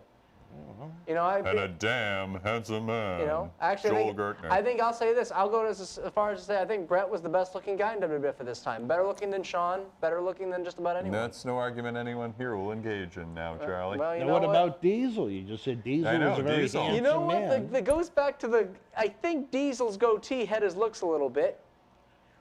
See, I would. He was, after all, big sexy. He was big sexy. He was Big D. Yeah. And he probably had a big D. I'd hope he would at 6'10". Oh my. Yeah. Let's get back to the. At the action at hand. Let's get back to the Sundome for a minute. The John infamous Cena. site. You know what? Actually, I'll say this. You know One what thing- happened at the Sundome? That Here? was where the Bulldogs lost the title when Dynamite could barely walk and stand. You had to get almost a And- piggyback yeah, to the they ring. had to Yeah. piggyback him to the ring and. You're right. And make quick work of him outside of the ring. It happened, I believe, in the Sundome. And wasn't this also where Marty and Sean had the match with Chuck Austin? Tampa? Yeah. Yeah. So kind So of a it's an cursed infamous building. arena, yeah. Oh gosh. You know, one thing I'll say about Bret that I wasn't is sometimes I felt like he, you know, like Nash pushed him. I felt like sometimes, you know, Bret would hold on to the rope. You know how he would take a turnbuckle and hold on to the rope. Sometimes I'd be like, let go of the fucking rope. You know, there's little things with Bret like that. But for the most part, I thought his selling was very believable. Yes, You know, I'll give him that Oh, all yeah. day Selling long. was believable. And very And I thought he crisp. always threw a great punch. Yeah. Yeah, but I mean, and selling's weird because The mallet punches. you have different types of performers who sell. Like if you compare him to Michaels, they're both good at selling, just in different ways. They just sell differently, but it's still very good. You know, I mean. Hence the long hair, Charlie, to accentuate the, you know, some of the volatility. All right, you know? right, yeah. And of course, no one can take the buckle chest first like Brett. Yeah. No, I mean, he was extremely good at, I mean, I would put him in the same class of worker of like a Bob Eaton. Everything in the ring he did looked good. I think nothing against Bobby Eaton, but I think Bret Hart was a little higher caliber than him. Bob Eaton was pretty good. Bob Eaton, Brad Armstrong, as far as workers, what they did in the ring technically, I'd put Terry Taylor in that same class. Just Ricky Steamboat. Definitely Rick think Martel. Brad Armstrong. Steamboat for sure. You know, Yeah. I mean, guys, I'm just saying in terms of what they did in the ring, they made it look so effortless. And really the type of wrestling I love the most at this point in my life, and we've talked about this match, Dan, is the 92 Survivor Series match, Brett and Shawn. That's the kind of... I don't think Brett was all that big on the match, but I really enjoyed it. You know, it's weird. The wrestling I loved has really kind of changed a little bit throughout time as I've Did watched we more watch wrestling. Survivor Series Yeah. 92? We watched it, yeah. But the style of wrestling I really like, to me, would be, that match would be a perfect encapsulation of it. That's the kind of wrestling I really like in a match. And it's not, and I think what I mean by that is, it's almost like wrestling to me should be like if you're telling a story, you want there to be pauses and you want to have things sink in. You just don't want to keep running off at the mouth. And that's kind of how I watch matches. Yeah. It's like, well, what are you trying to tell me? Kind of a lost art. You know, and what are you trying to do with it? And how are you doing it? So. I don't think anyone realizes how close to falling asleep I am. Oh, Dan. It's probably me over here talking about. No. I'm just. Have a I've Fabo been Pop. here. How many hours was I here yesterday? About 15. Well, you said you had a rough day today. What's going on, Killer? Oh. Anything you can't say on air? No, it'll probably come out as far as some of the talent involved as we get closer to the live event. But it was just, I wasted. I don't want to use the term Talent, wasted. But wrestling on the show, or legends? I had to be taken away from my desk for Oh, please. Oscar, brother, if you're watching, we're doing the watch along. This is not the first time this has happened in my memory. Is it kind of, he does it on purpose, no? So, I don't think so. I just don't think he knows what we're doing. Oh. but you mentioned but the talent, is it the talent that's working on the show or the legends appearing on the show? Just, it was a blend of everything. I was taken away from my desk for probably, and you know I don't like to leave my desk, but I went into the other room just to, I don't know, for a different ambiance, for probably close to 5 hours. I was on the phone until close to 5-ish. What, with how many people? Several. And that tired me, and I didn't get what I wanted to get done, and I was getting pissed about that. So it was a frustrating day. It was nice that I had the studio to myself, and then I lose that tomorrow because... FDB. Or FDG. The good thing about the French douchebag is, my good friend, the French douchebag, he works at H&R Block. After he had a government job, but he retired from that. And does he play his French fuck music at H&R Block? You think? That I don't know. But from now through April, tax day, like IRS, I don't see much of them.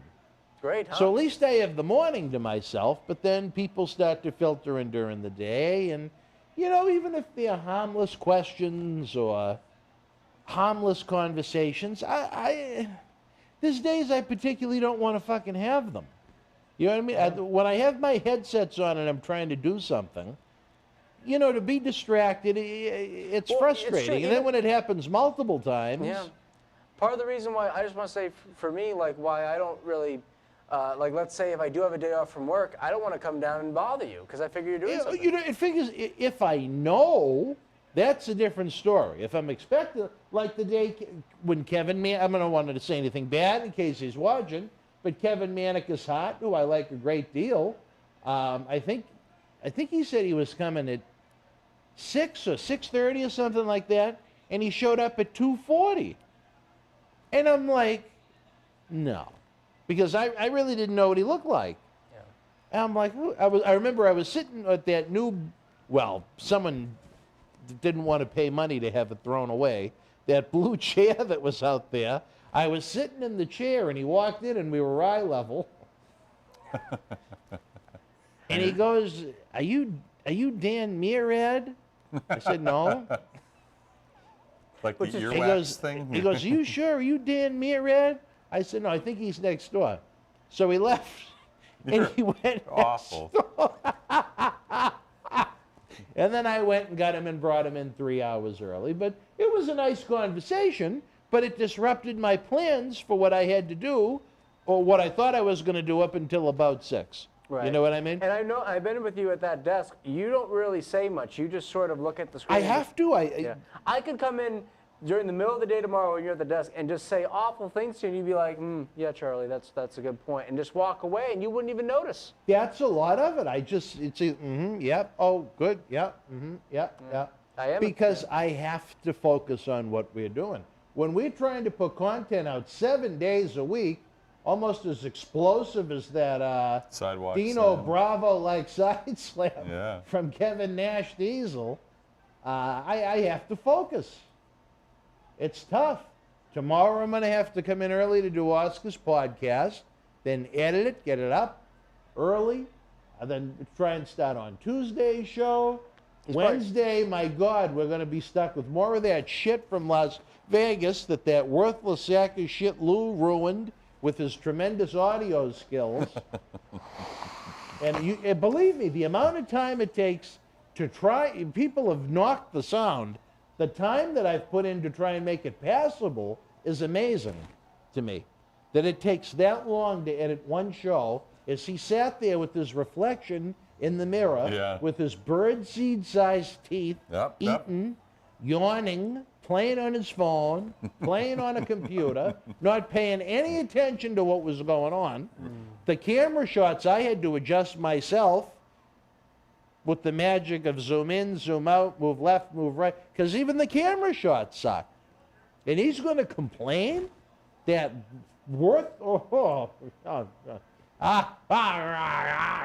yeah, I'm ready to go. Come on, man. Look at Roddy Piper over here. I'm ready to go Lou hunting. Hey. Oh, I can't say that. Yeah, the Wimpy wanted to know if I was threatening the Lou family. Oh, fuck good Wimpy Lou. and fuck the Lou's. Oh, my Lord. What was the phrase I used in I don't know if it was on one of our talk shows, but it said, he's lucky I haven't, this is the level I've taken it to. And the Wimpy said, are you referring to physical violence against the Lou family? No, I wouldn't have fucking said it on a podcast if there was going to be violence towards the fucking Lou family, who the combined weight of all four of them is probably 118 pounds. But anyway, what I meant was that I didn't take him to small claims court for the money that he burned for the Paul Bearer toy drive, which I had to explicitly explain to Wimpy, because he was trying to find a hamburger to enjoy and pay for on Tuesday. Big boot from Kevin Nash. Imagine what Lou's teeth would have looked like if he got hit by one of those. It wouldn't be that much different. It would have looked like a package of birdseed exploded. If you saw, oh God, if you saw Lou today or tomorrow, and he was able to say to you, hey, I'll do what you'd like me to do, your requests, and everything will be, I'll take care of everything. Would you be friendly with him after that point where he'd want to come back to see you? If you saw him, would you be friendly with him or no? No. It would just be like... That letter I came home to after my day of travel from Florida was the death to that. So before that, if he had said, If he wants to come to, if he ever decides to join the studio as a member, he's welcome to do whatever he likes. I don't own the building. That's at his discretion. I can't say anything negative, but as far as my interactions with him go, he's dead to me. Dead to me. Never mind his body of work. That was dead before it even began. Mm-hmm. But as far as the personal, I couldn't believe what I walked into. If a man that had testicles could have sat down and had a conversation instead of hiding behind a text message and then blocking me before I had a chance to respond, please. And like I said, the sad thing is his partner in crime, Din Fan, was a good man. I liked him an awful lot. He was mature. He had character and integrity. I don't know what happened at room 211 at the MGM. We were still trying to figure that out. But I mean, it's just everything he did was wrong and nothing was good. Even those videos that he put up on his website, one of the ones he directed was just incredible. The camera shots were atrocious. It was like he wasn't even looking. And he's going to say he's a professional and do people's weddings? He's going to ruin people's wedding footage. I think I told you last night. Hook the leg, Gorilla. Hook the leg. It never hooks the leg. You guys are watching the Royal Rumble as I'm exploding over here. I'm rumbling. You're exploding in your pants over there. He called our good friend Howard Miller, or texted him at 2:30 in the morning. Hey, Howard. I shot footage in a wedding today, and I put the camera next to the speaker that played the music, and all you can hear is the music. How do I get rid of it? And Howard's response was actually pretty simple. You can't.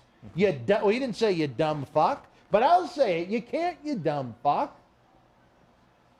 You and your birdseed-sized teeth, being the professional that you are, should have said, geez, you know what? If we want to pick up the sound of the wedding, maybe I shouldn't put it next to the speaker that was probably playing, September for everybody to dance to on the dance. Let me ask you this. He was sitting there with his $5 Vistaprint hat that said AML Uncreative on it. If you had to give so out of all the people who have fucked you over in life, does Lou rank right at the top of the list? No. He's not even top 10? Oh, he's top 10, but he's... Top 5? He's not... People that you dislike the most, people that have fucked you over the most? He's making me dislike him very much. I know Terry Reynolds is the person you probably hate the most. She didn't cost me as much as he did. But you hate her more? Yes. Oh, okay, wow, jeez. There's a hatred with Terry Reynolds that's just... More runs than Piggott? deep. What about Piggott? Has Lou gotten to Piggott levels of hatred? No. What about... And every time I look at my cup, I have to think of Piggott when I see the clown at the top. the red hair. Well, Charlie We're succeeded going to see the jackknife. Charlie succeeded in firing up Dan. Good job. I always do. Yeah. I know what to say. You energized and And invigorated him. That worthless fuck. I showed you the tweet last night that we put up on our site. Who's this now? Answer it online. We don't care. We're watching this match. Is it Oscar? Oh, did you No. Oh, Shawn Michaels. HBK. With his chaps and his chest hair, being all fancy, with his little mullet. Yeah, HBK still had a mullet in '95, my God. He got himself into great shape, I'll say that. Remember I was kind of talking about he had a little bit of a belly at Royal Rumble '94. I thought he looked great in Rumble '94. Like you said, if you saw him on the street, he'd look great. Compared to the WWF cosmetic look at the time, not as much. I noticed here, though. He is Danny fantastic. Davis. Ooh, don't mess with Danny. This is towards the end of Danny Davis's run in the other World Wrestling Federation. And remember, Danny Davis was banned for life plus 10 years, I think.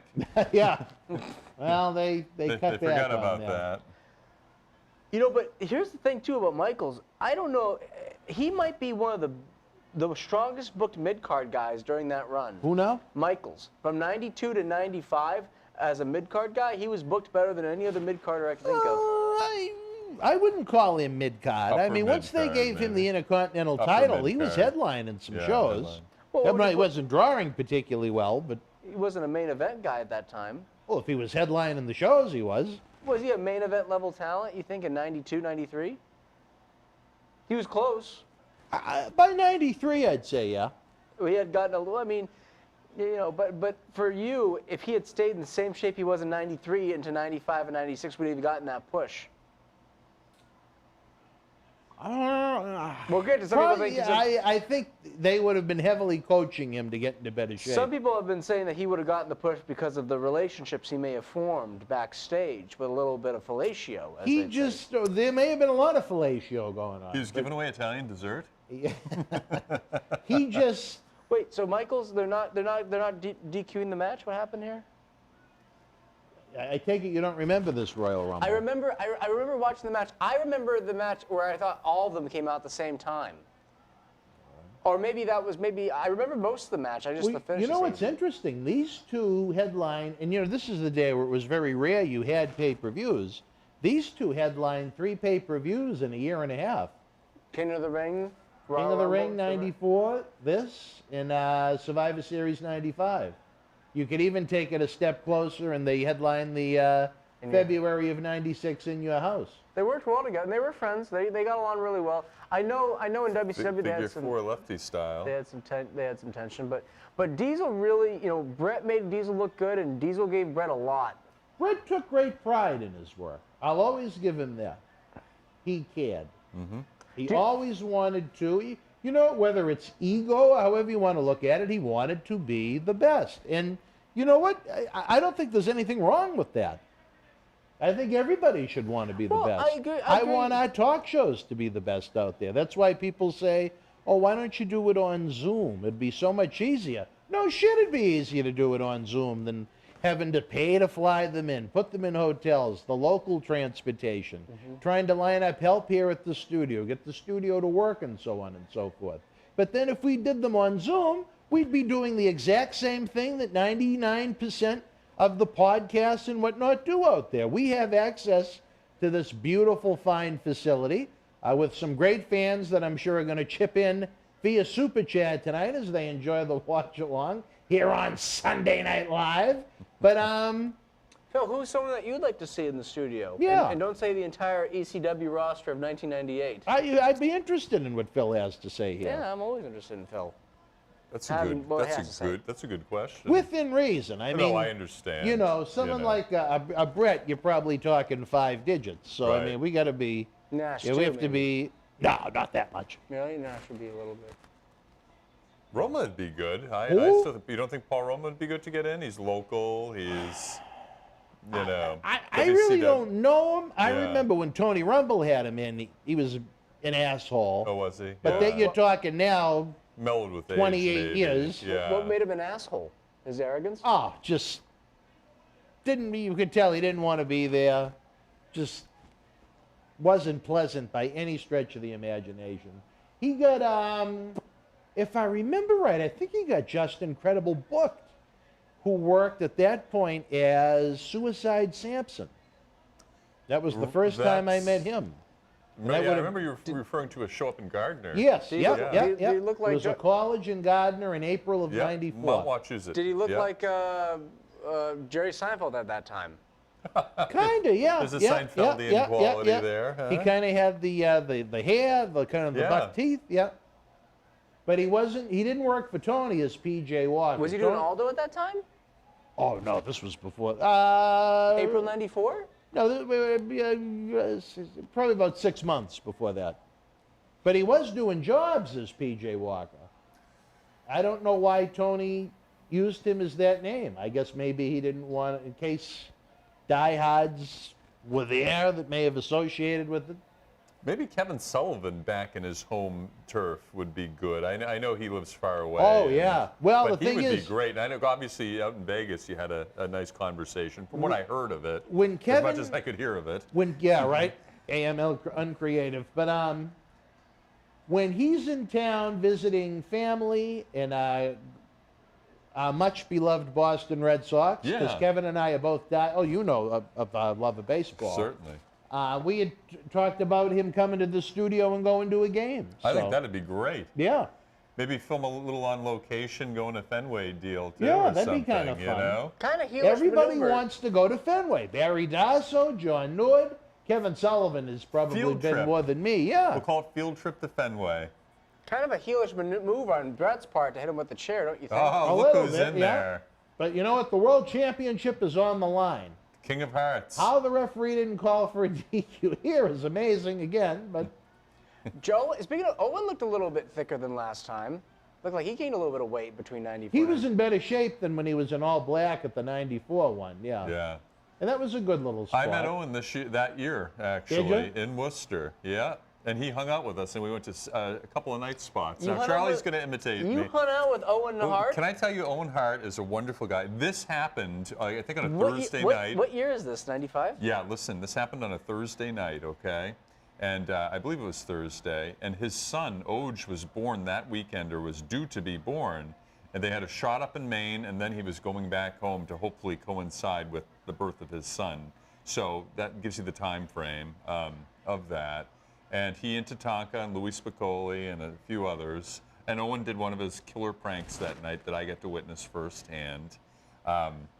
We started off at a What time frame is gentleman's Gentleman's recreational. club. Yeah, see, What part of the year was this in, do you remember? June, I believe. Okay. And I was just going through a bad breakup with a young lass, and so it was like the most wonderful event to occur. It was after the matches. We were at this set establishment, and they all came in, and our jaws hit the floor. And Owen was great. He remembered my name, and and it was constantly just he was so good to us.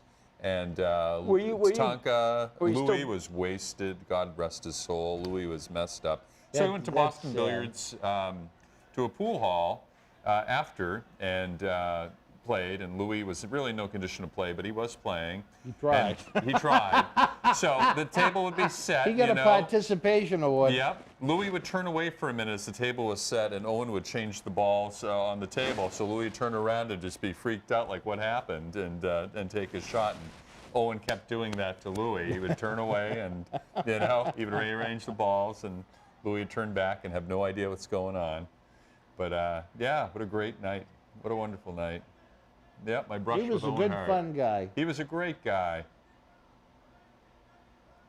Did you, were you bigger than Owen at this time, physically? Oh yeah. Oh, without a doubt. Unless he Yeah. grew No. late in life. No, I was just Oh, a big dude. shit. And I mean, I know Tatanka was pretty beefy back in that Yep. time. He was thick more than he was Yeah. tall. I'd love to have Tatanka back in the studio. Yeah, I really Tatanka would be enjoyed great. him. Oh, wait a minute. Fox guy shooting on you, Charlie. What did Fox guy say? It said Quincy was awesome. Charlie was acting like a wuss, though. What was I doing as a wuss? I don't know. Tell me what I was. Charlie, why? I mean, Fox guy, why was he a wuss? Charlie didn't like Quincy taking the spotlight from him. Just one man's opinion, but to me it was clear. My. That's why he doesn't want him back. Well, let me tell you, there's a lot of reasons why Quincy, we can't have him for a 3-hour, unless Nord's here. You hang out with Quincy Rastani for 3 hours and tell us how you feel. Quincy is great in moderation. Moderation is key. It's almost like what the Sheik would say about his medicine. What a great slugfest with Brett and Diesel as we Yeah. talk And about again, everything Great but the visual. match. Diesel is giving a lot to Brett as a 5'10", 11 guy. He's getting his. He's close to 6 foot, I would say. But it's still, Brett was. yeah, but like he was 230 pounds. still giving up. Diesel was much bigger than him, and he was like, I'm going to give you a lot. He gave him a lot, and I don't know if he just wins the WWF title 2 months earlier. I don't know if I would have given him Brett off the shoot. I would have maybe waited a little bit, maybe do Mania. I think Queen Bench might be right. If Charlie wasn't there, Quincy may have gotten physical. You were like my bodyguard. You ran interference, Yeah. so I wasn't assaulted. Look at John C. laughing over there. He knows it's true. I thought you'd have to get the Freddie Good, no, Blassie good point, Queen cane Bench. out. Good I point. will say this. When he got within inches of my face, I was worried that he might have, Attacked. Well, he punched me once. Where? In the face? No, God. in the chest. Good Lord. Was it hard? Yeah. Why did he do that? It had something to do with one of his trips to Shaw's. And you know me, I like to have fun. Yeah, you like to make fun of him. Were you accusing him of denting cans or something? It might have been one of the nights he played Navy SEAL. What's Navy? Oh, When he was crawling around on the floor looking for damaged boxes of Pringles and Cheez-Its. And I was repeating the story back at the studio. He doesn't want his He trade got secrets. very angry. And I told him, I said, you know what? You get one free pass. I said, don't ever, ever, ever punch me. And now it's just pure mayhem here at Royal Rumble 95 with Bob Backlund really why laying was him Jared in. getting involved? See, I agree, Matt. I think for fans that don't know Quincy, he's amusing. John C. Reilly taking a call. Jerry Briscoe, Rene Goulet. Pat Patterson. Rene Goulet had the worst haircut of all time. I think it really was just awful. But here's the thing. I liked the match. I just felt like this guy interferes, no DQ. This guy interferes, no DQ. It's just lazy. Too much interference. It's too lazy. It should have been a DQ right when It's Sean. like ECW. Yeah, and that was They let it get out of control. Yeah, I wasn't a big fan of ECW, Phil. I couldn't. I You needed. were not a fan of ECW, I like some of it, the Extreme? but the rules. There was no rules. You have to have rules. We're in a society. We live in a society with rules. There was no wrong, only right. Well, Charlie sat there like France. He was neutral. maybe thinking more like Switzerland. Dan, when you worked at WWE, did you ever have interactions with Jason Sensation, or Rudy as they called him, in the late 90s? Steve, that was before my time. I don't think I've ever met him. Was that the guy who did the DX song? Not DX. He was the comedian. Yes, right? he did the did thing, the Owen Owen, imitation, and he did yeah. Piper. Yeah. And he was very good. Yeah, he was. Ken, what's going on between you and J.A. Will? They're battling. Ken and Ja Will having a battle. Is this Ken terminated? Yes. Goulet has Macho Man's here. Quincy is going to shove those Uggs up Charlie's candy ass. Candy ass. Who said that? Did you tell them you recently get your ass candied? I do have a candy. I guess I wish I had candy up my ass. It's Rudy Poo. Boston said that. Boston? All right, Boston. Quincy almost Hulk smashed Dan. Yes, he did. Oh, there's the braids. Oh, the roadie? The road dog? Well, I'm glad geez. you guys Kick had to so the much head. fun last night. Ain't that a kick in the head? Like I said, Quincy will probably be back when John Nord is here, and he'll probably be back weekly on Thursday in the spring, just because he needs his motorcycle to get back and forth. John C. Manicus Riley was kind enough to get him an Uber for the most recent one, but, you know, Mr. Riley is a professional. He can't always set up these Ubers for Quincy Rustani.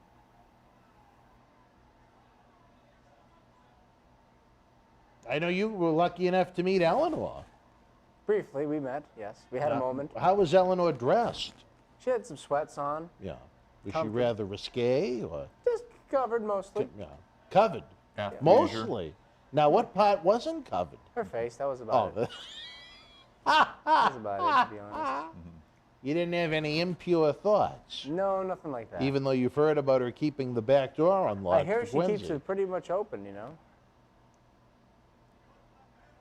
And then Quincy, you said, came out the breezeway, as he likes to call it, the side door. He did. He came out the side door, all right, with his milk. I almost thought he dropped it in my car, and it was spilled over, but it didn't.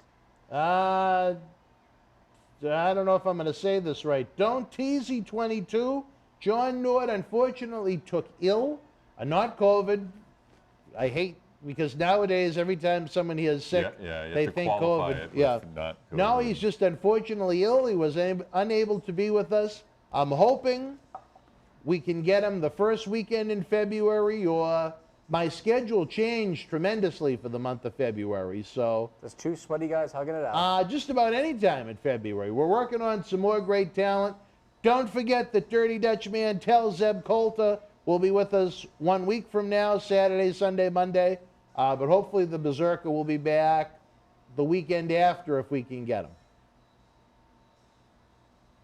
Dan, could you get Quincy an Evel Knievel suit for his motorcycle? I'd actually like to see that.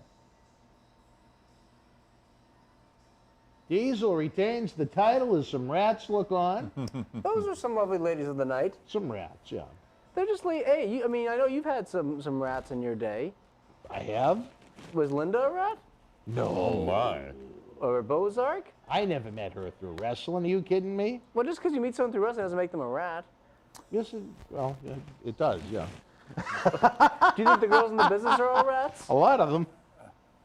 When they all wind up with the guys. I'll be honest with you. I'm watching this Pam Anderson. I don't think she's as... it's funny. The less women back then, it seemed like they all stood out more, but they weren't as beautiful as women today, I don't think. You don't think Pamela Anderson is as good at looking as Dewdrop? I'm not going to say Dewdrop, but give me another example. Eva Marie? You don't think Pamela Anderson is better looking than Eva Marie? I would take Eva Marie over Pamela Really? Yes. Oh, Bombastic Bob. Before he was Bombastic Bob. 2 MWF alumni right there. I love Pac. I think what a talent. What a great One talent. of the most underrated, I would say, ever. And Bob Holly was solid. If he was around in this era, Oh, he'd be a multi-time world champion. I think because he's probably about the size or bigger than the majority of the roster they have now. well, AEW. I'm thinking AEW specifically. I think he's better than just about every one of their talents. 1, 2, 3 kid? 1, 2, 3 kid in The AEW. problem with that, he would be too big for AEW. I don't think he'd be too big. Yes. At 6 feet tall. He's a little over that. Christian's there. He's taller than that. I don't think Omega's Christian's 6 over feet 6 tall. feet tall. Christian's about 6 foot even. They might build him at 6'1". I thought it was 6'2". maybe. No, he's not 6'2". Edge is 6'2" now. Edge used to be about 6'3". Omega's about 6 foot. I don't even think that from when we had him. I don't think he was... Kenny Omega? I don't think he was 6 5'10"-ish. feet. Okay. What do you think about Kenny Omega, Dan? I think he's great. Except I don't like the comedy the stuff. nonsense that he does, but when he gets serious, he's one of the best. I hate to use the pun. He's one of the elite, but he is. Uncle A and I, your buddy Uncle A, I remember distinctly we had Chinese food at this restaurant in Wakefield, and we were, in about 2017, we were talking about it. We both thought he was the best wrestler in the world at that time. Omega? Yeah. Because this was his New Japan run when he was in those matches. I wouldn't put up a big argument with that. I mean, it was him or AJ Styles, we felt. Wasn't he a PWI #1 before? He might have been. Yeah. I can't remember. I don't remember this morning. I'm so tired. I'll say this again. I continue to feel they missed the boat on Tatanka. God, look how thick he is. Look at his legs, his glutes, his chest, his back. Phil, look how thick that man is. Told that Vince was quite a fan of Tatanka's physique. I'm sure he amongst was. other things. I'd love to sit with Vince for an hour and discuss physiques. It just seems like it'd be a fun conversation. Well, as Tony said, it was experimenting. What? It was experimenting. Who was, Tony? No, Vince. Vinnie with, Mac Oh, I think Vince is bisexual. The male variety. I think Vince is definitely bisexual. Experimenting. I think he's bisexual for sure. But that's not a shock to anyone if he was. If Vince McMahon came up tomorrow and said he was bisexual, would anyone be surprised? No. Would you look at him any differently? Nope. He As has long a as very he doesn't Roman. come after me. He has a very Roman sexuality, I think. A very Roman? Now, what does that mean? Well, like in the Romans believed they didn't mind gay or straight, but they didn't want you to be the passive partner. They wanted you to be a dominant partner, especially if you were from a higher class. Someone sounds like the Sheik when he was humbling people in Yeah. Iran. Well, like Julius Caesar, people would say about him that he was every woman's husband and every man's wife. And that was sort of a little dig on him. I take exception to that. Do you think Linda is a beard? Wait a minute. Does Linda have a beard? No. She's Do lovely. you think Vince was blonde a hair, blue-eyed individual? Do you think Vince was a trisexual? Yes. Try everything? Yeah. Yeah, that is a good way to put it. Bob Holly looking pretty good here. This was before he was on the roids, but He's another one that I don't think fans realize how big he was. what was he here? You think 6 foot, 6'1", maybe 220 here, and then before He's not much smaller than me. and then steroids. I think he's shorter than you, Dan, substantially. No, Couple he's not. inches. Oh. We have a picture in when we were all together at WrestleCon in New Orleans. Him, the Hennings, Bob Orton, and Hey Brother, HBK. Well, you were probably in your sliders. and Well, he's you know what? He was Yes. probably in cowboy boots. I forget that sometimes, that the slides probably take a little bit yeah, away and the from cowboy me. boots that he inevitably wears, I'm sure, what boost was him. what was his personality like, Bob Holly? Did you like Bob? I think he's great. I think he's up front. He can be a little gruff, but I'd rather have that than some of the other assholes we've had. And you know He's what? trustworthy. He's reliable. He's a man of his word. He's a man's man. I think the world of Bob Holly. But Tatanka, I don't know why every time I see him, I just say missed opportunity. And I know he kind of went nuts at the end of his run, but What was he out? 96. yeah. And he had just served an unfortunate suspension for an incident that apparently he was not guilty of. No way. Was that the haircut thing? No, this involved a curling iron. But wasn't there a girl with the blonde black hair, had her head shaved and some blood or whatever? You don't talk. If they shaved her head, I don't remember that part, but I remember if this is what you're talking about, I know where the blood came from. Where's the blood coming from? A certain orifice. Oh. It's a very gross story. That's all I know of. It's a very.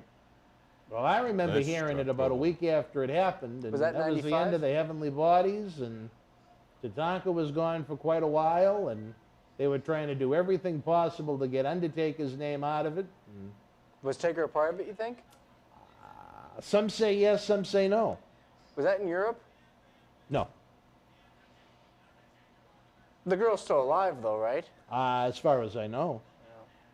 Super Beal, And these were the hard bumping rings back in the day. They didn't have the like a soft. boxing ring. They were really bad at one point. I don't know why. I mean, I always like the super nice bumping 16 by 16s personally. The small rings with nice spring.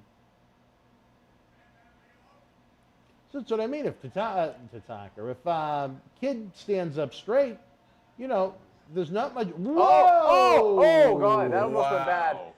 A beautiful spot, but it almost went bad.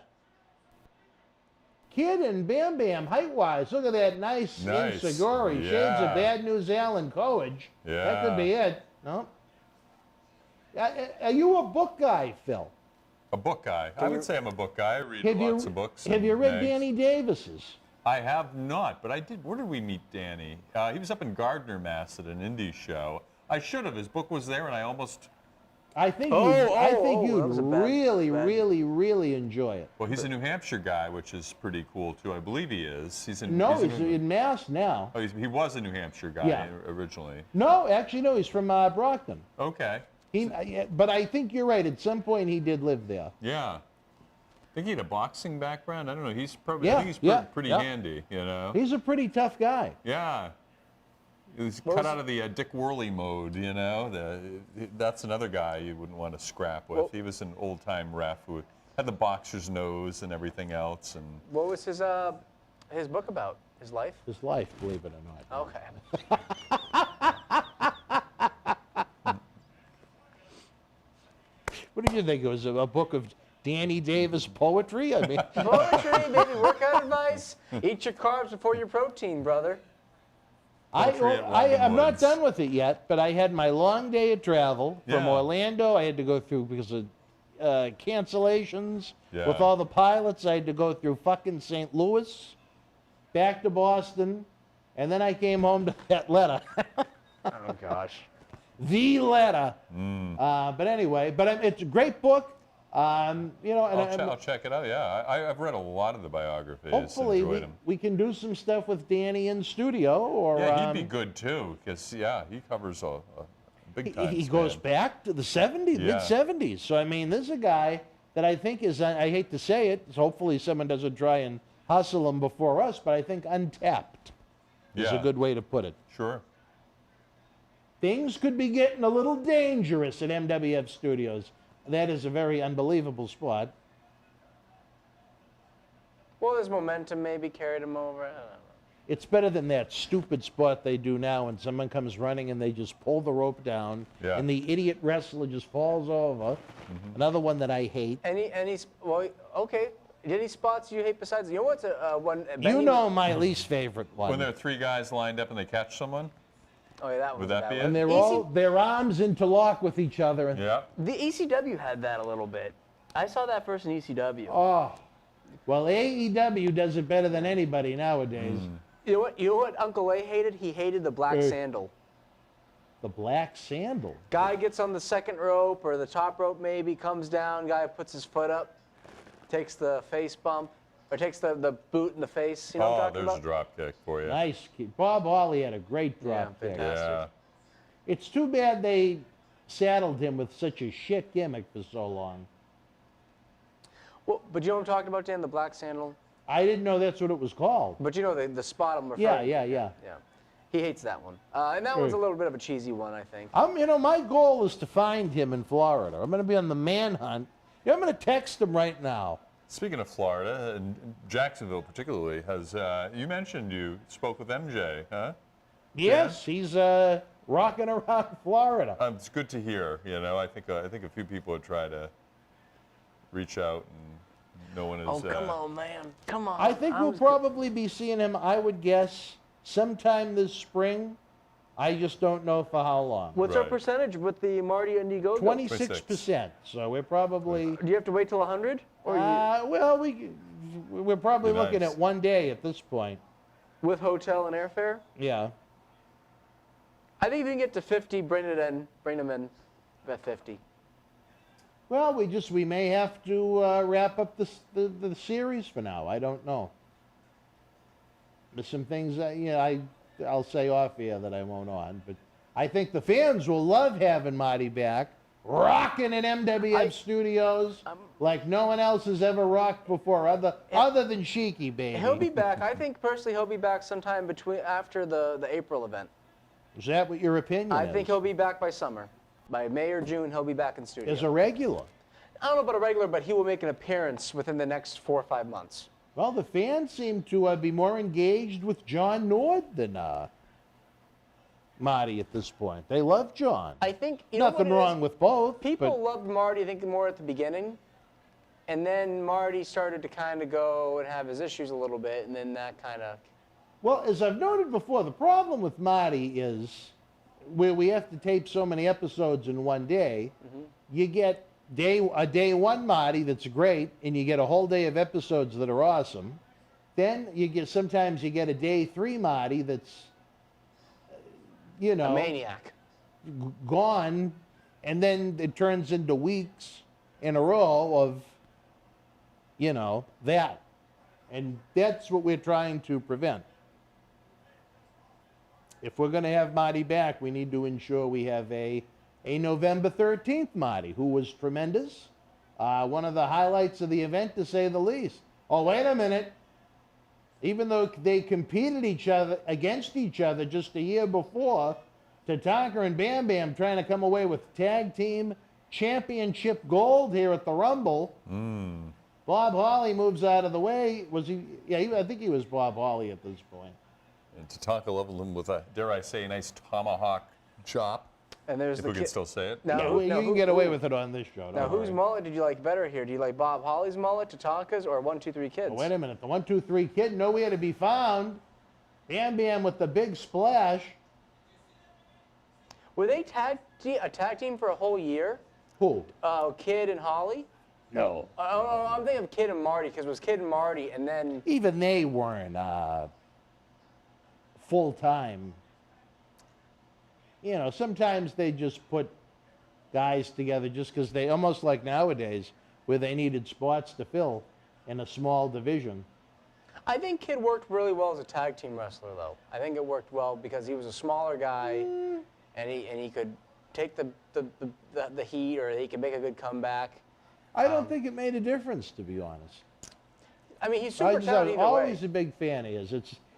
It's disappointing that he got himself into the best shape of his career in 2002 when they did WWE NWO, and because of his drug issues, you know, he never really had a chance to showcase himself in that condition. Yeah, I just love Pac. I respect him so much, I won't even watch One Night in China. Aren't you a porn king? I don't know if I'd say a porn king, more of like a porn popper. What about getting Ted Arcidi in the studio? Ted Arcidi. I Is he don't alive? know. Yes. I don't know Look at how that much we juicy can mullet get out he's of got, too. Ted. I mean, that might be 1 or 2 episodes, Phil. I don't know. What do you think? Yeah, he had a brief run. And it was in '87, that magical year, I believe. 86 and 87, I think Yeah. he was there. ACH, again, I don't know. ACH, Ring of Honor guy was in. He was in WWE and had all those problems because they made that racially insensitive T-shirt. I think it. I heard some rumblings about that. I didn't think it was that bad. Did you think it was bad? I can't look at it through his eyes, I guess is the best way to put it. But the lips were rather big.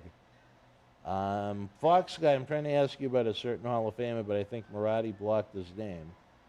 I can't think of anyone's name that's blocked on here. But we're always interested to know who you guys would like to see in studio. I mean, I've mentioned some names, and Dan always blocks them. Who? Like a Bagwell.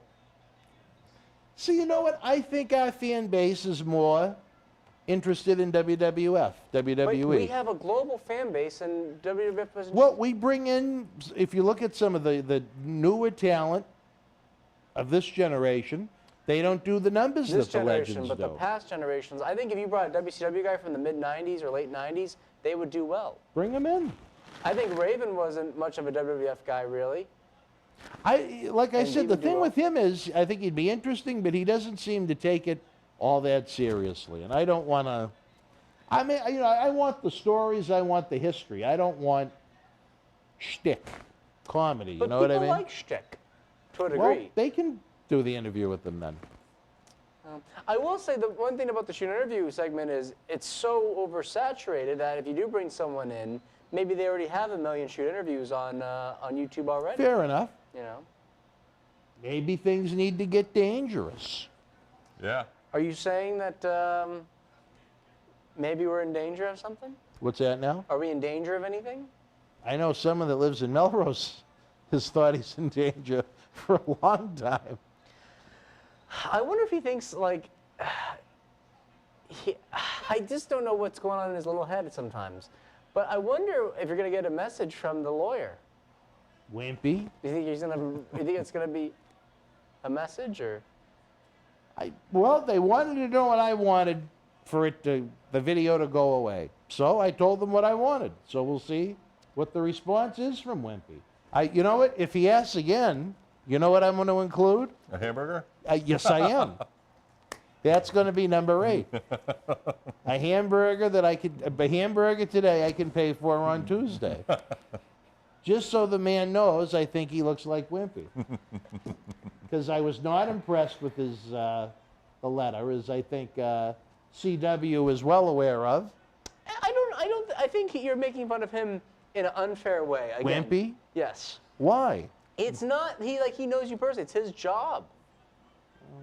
You're a Christian man, Marathi, or you claim to Oh, be. what a great spot from 1, 2, 3 Kid on the Tatanka. Yeah. Okay, keep going. I'm just saying, you claim to be a Christian. Maybe, if you have a problem with Lou, you have a problem with Lou. But Wimpy, leave Wimpy out of it for Well, right he now. bothered me. I didn't want to come home at 1 o'clock in the morning to Wimpy's Wimpy letter. He doesn't know that.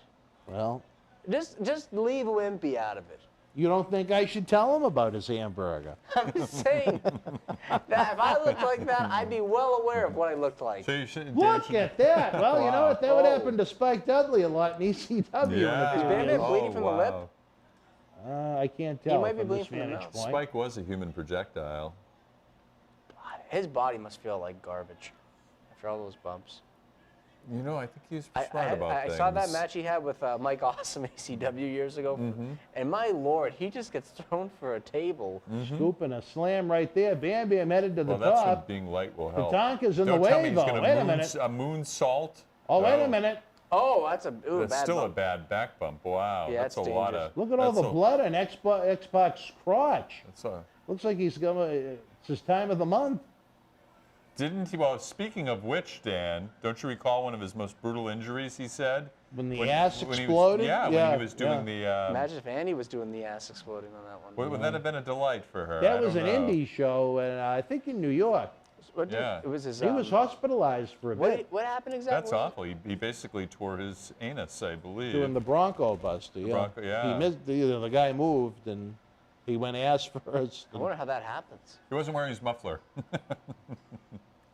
I just wanted to say muffler. Simon, I agree with you, brother. I'd love to see Nails.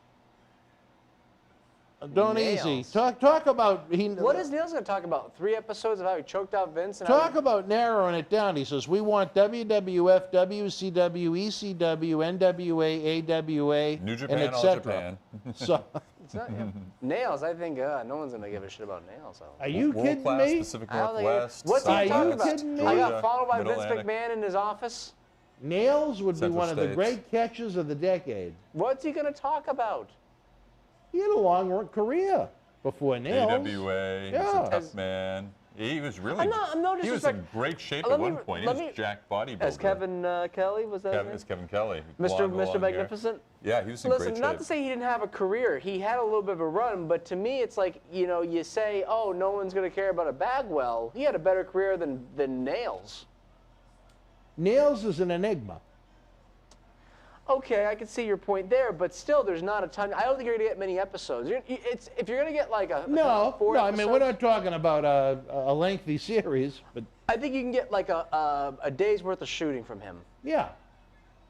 You bring him in for 2 days, you get like Look 10 at all the episodes. blood on X-Pac's ass. What the hell happened? I didn't. I think that was Bam Bam's face. Look at that. Why was Bam Bam's face on X-Pac's ass? I think he took a kick, maybe. Oh, his eye.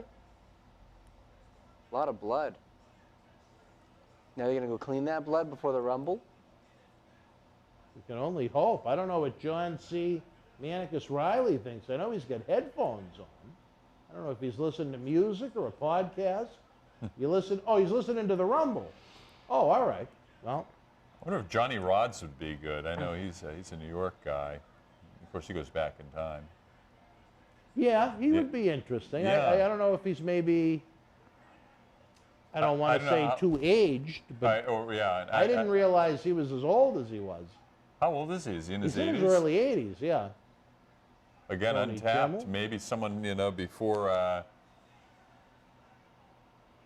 any more time Would he be goes. unpredictable? Well, we could hope. We could hope. He was Vince Senior's policeman. Oh, you wait know? a minute. Chris Steves. Charlie doesn't understand how rare Nails is. J.A. Will, Dr. D. David Schultz. I'd love to have him here. Yeah. Yeah, David Schultz would be cool. Good Billy job. Jack Haynes. I'd love to have him here. Billy Jack and I spoke at one point before he went missing. You'd be cool. A lot of people. This got a lot of play. A lot of people thought this was Yeah. a shoot. Wow. And I think Bam Bam was the perfect guy for him.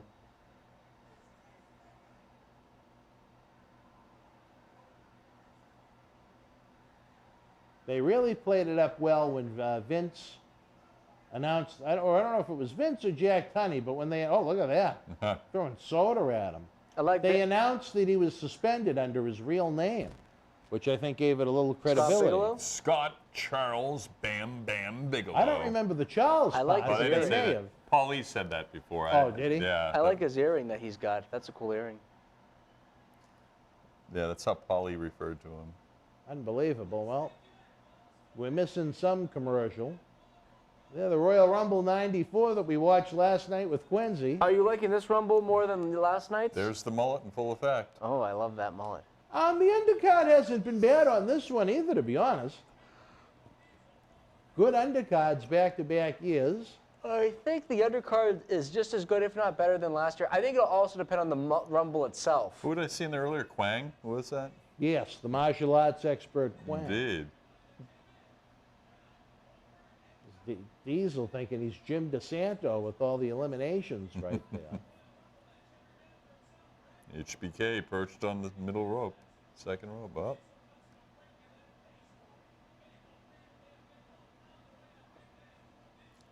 I don't see Sean's gut there. What a big men. Crush.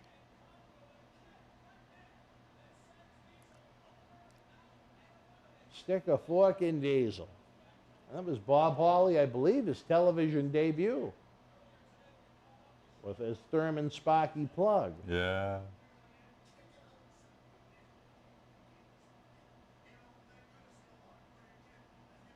Let's catch up with the questions. Did we miss anything interesting? Oh, I'd love to have Cowboy Bill Watts in the studio. We did a phone interview with him to promote his book circa 2005, 2006, and it's almost 3 hours long. You Wow. talk about a great interview that I wish was done in person. Bill Watts was just tremendous. What a great voice, too. Yeah. In his commentating capacity, Mid-South. It was a phone Awesome. interview? Yeah. 3 hours? We went about 3 hours. The people here at the studio couldn't believe it. Oh, wow. You know, most 20 minutes or so. Bischoff was another one. We did almost 90 minutes. That was very good. Oh, this was the finisher that Quincy loved. Jesus Christ. Well, it was good. I recall this. I was watching you guys. I wasn't actually watching the event last night. But It was amazes amazing. me how many people do that. Yeah. Watching people watch something, it's voyeuristic. It's unique, but that's 2022. Sure.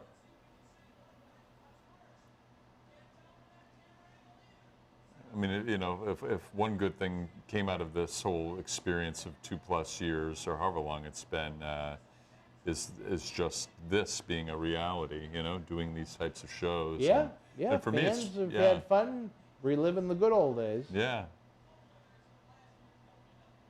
You know that this was serious business for Jack Tunney to come out. No doubt. And again, if Luger hadn't opened his mouth the night before, right, perhaps it would have been a different result. I don't know if that actually Do you think happened. that's that was a true? rumor, but I don't think that happened. It was a different time, so. Another mullet. Well, he's in the transition from Right, mullet it's true. to growing it Later out. in the year, he had the mullet for sure. Yeah. Yeah. You had it in Florida back in the day. Brian Pillman has a mullet. Junior. Oh, yeah. Yeah, terrible mullet. Well, it's purposeful. It's. Yeah, it's one of those unironic mullets. He's kind of an odd kid, Pillman. I know you got a I chance. liked him. You got to meet him? Yeah, I met him up in Gardner a few years ago. You got to hang around him a little bit. He's, you said he was a nice guy, just a little I out. thought he was great, yeah. I've never met him, but he gives me the vibe he's a little, not socially awkward, but he's a little like, He's a tech geek.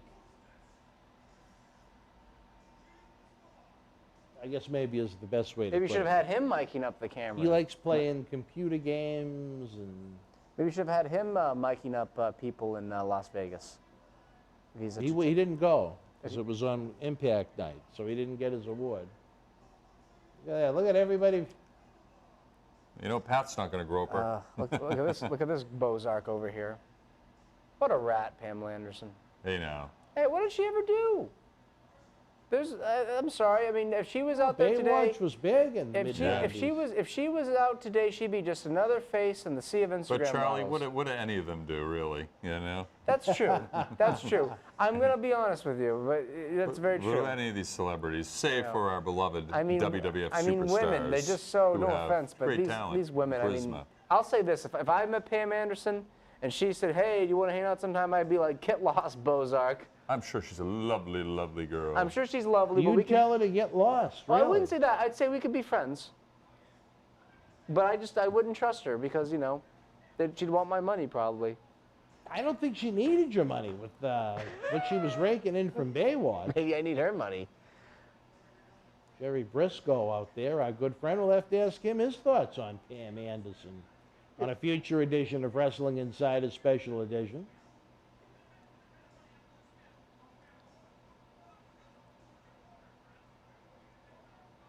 But, I mean, for them to get an A-list celebrity was good. She was a cute girl. And now, folks, it's time for the Rumble. If you've never watched it, do you have any predictions? I think it's going to be Jimmy Doe Ray. 2000 Grover, the Berzerker, took ill, unfortunately. Hopefully, we're going to have him with us the first weekend in February or sometime really, really, really soon. What did TK stand for? I don't know. Maybe his wife at the time? Or... Was he married at this time? That's right. Wasn't there a Teresa Marty referred to? Oh, that could be. That's a good call. Yeah. He was married, I think, for a few years, wasn't he? In honor of Pamela Anderson, can you three give your best Borat impression? I wouldn't know how to do a Borat impression. Go ahead. Very nice, very nice. Pamela, and I make love to the Pamela. I think I saw one of them. That was As a great matter of movie. fact, I did. I love that movie. I love Bruno, too. Bruno and Borat. That's the one I saw. Bruno, the yes. gay Austrian who's like, oh, you know, I just want to go and hang out with my boy. I can't even do the accent, but he has that Austrian accent. He's like, oh, I adopted a little black child and named him OJ. Typical African name. I went with a woman that wanted me to kill myself with her. What? A Hard left there. suicide pact, and I had no idea what it meant when she brought it up to me. And as you can probably tell, I didn't take part in the pact. I bet, yeah. But, I guess you didn't hold up your end. But no, Bruno. Hopefully she didn't either, but I don't know. I haven't spoken to her in a few years. He's a gay Austrian fashion reporter. Who, Borat? Yeah, Bruno. Bruno, I saw that one. Did you like that? It was humorous. Yeah, that's funny. I feel like he'd be a great wrestling character, Bruno. Matt Schmidt says he wants to see you and Quincy go at it with Quincy eliminating you at the end of the Rumble. Maybe we'll do the finish from '94. Sure. Davey Boy looked great here. My God, he still had the long hair. He was jacked. gassed to the gills. Well, I don't know, because this is '95. He was gassed to the gills. Well, I think he kept some size. He sure did. Well, he never lost it. How would he have gotten by with the testing policy? Well, look at why him and Warrior got fired in '92. But in '94, '95, when he came back. Well, if they were on HGH, they weren't going to get popped. Could he afforded HGH? That was expensive. For a job that paid this, sometimes you got to cut other expenses in life. I like his trunks, too. Look at how big he is compared to Sean. Oh, my God, it's not even close. And Sean was in very good shape. But, excellent condition. But Davey looks tremendous. I think he looks better than Sean. Sean, you know, the thing with Sean is Sean got really big in '96.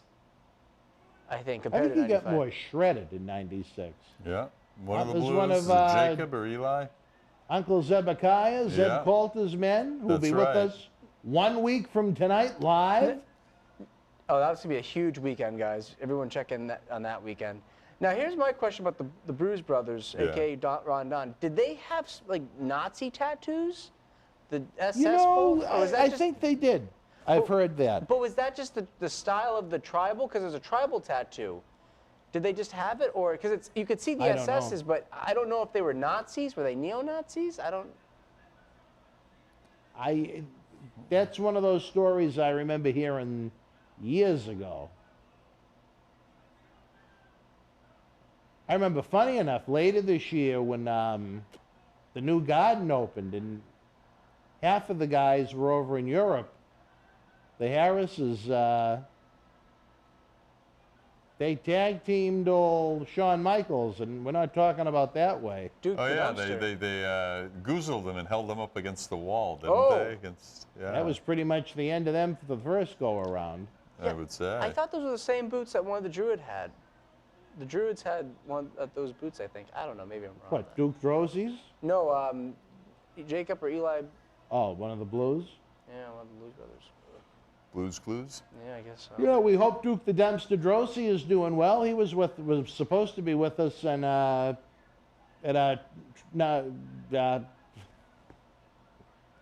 November? yeah, that month. Back to the 90s 20th yeah. anniversary event Saturday night, November the 13th.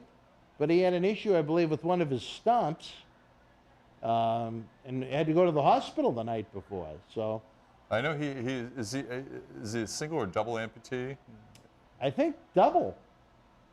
Both involving the legs, right? Oh, this is the Gigolo. Jimmy Del Jimmy Rey. Backlund, a.k.a. Jimmy Del Rey. No relation Too bad to Bob. they couldn't have lasted until the Attitude Era, when they had such a great tag team division, Yeah. and they would have had more to work with.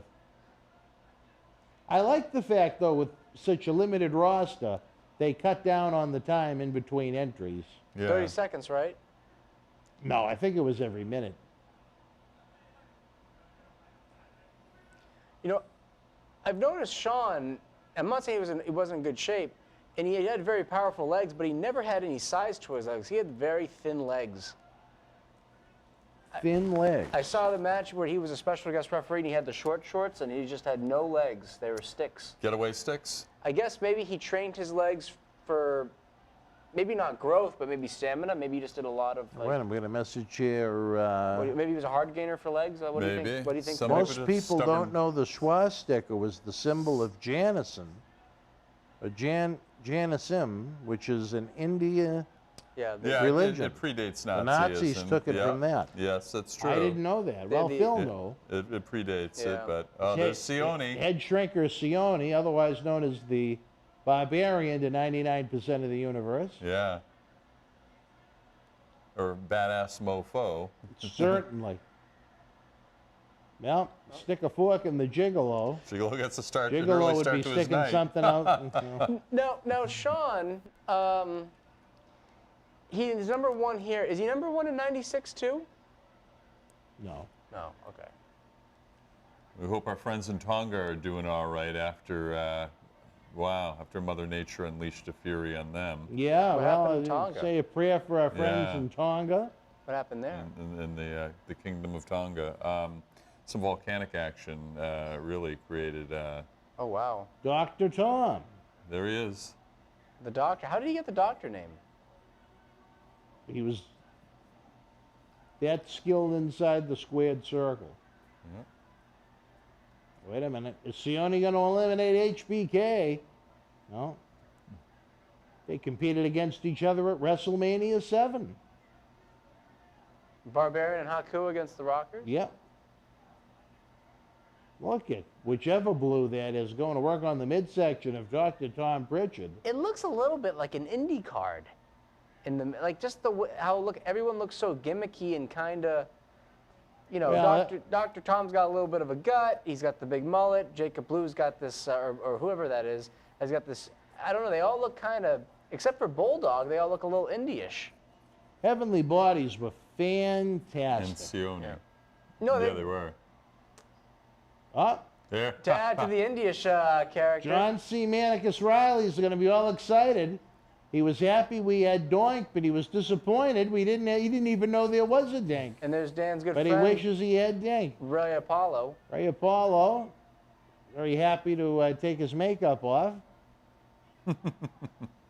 Oh, At least he can't say he wasn't paid for his performance. no. But it set off Horseface, that's for sure. I don't know. It would have been nice to have established a better relationship with Doink, but Do you think he could have gotten more interviews out of Doink? oh yeah, Yeah. definitely. Up.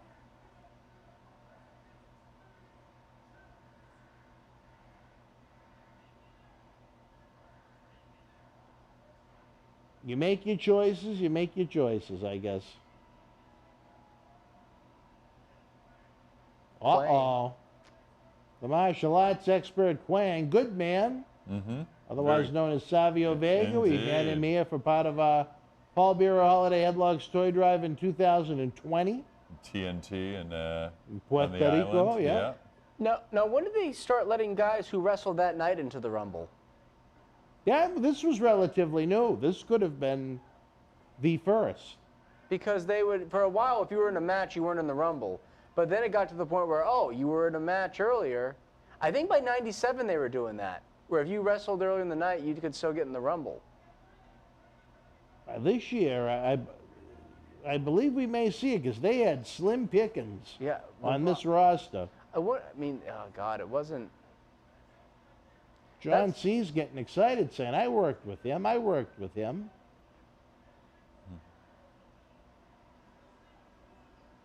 Who's coming out next?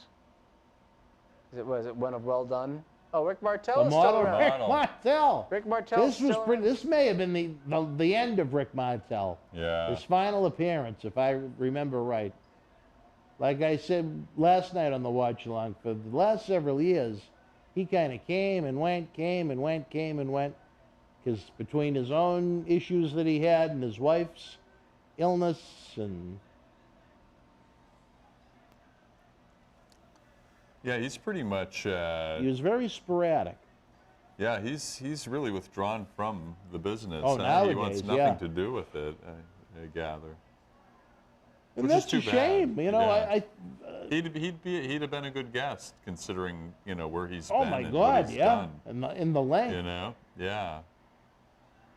He started at like age 16. Who did? Rick Martel. Oh, right. There's the Rocket. There he is, Owen Hart. What do we got going on here in the chat? A lot of wrestlers didn't train heavy on legs. Trey Recruit said it's an upper body business. Why did they not keep Barbarian? Why did they change his name? That's a good question, Mr. Wonderful. I don't know why they didn't. Why they changed his name to Sione? Probably because they wanted to make him an official member of the Samoan tribe as opposed to the Barbarian. I don't know. Barbarian left WWF in '92, so it was about a 3-year gap. I don't think they really were reinventing the wheel, so to speak. How come they didn't do Bret Owen at Mania and they wanted to do Backlund instead? They did Bret and Owen so many times on pay-per-view and on free TV. I just think it was an old hat at that point.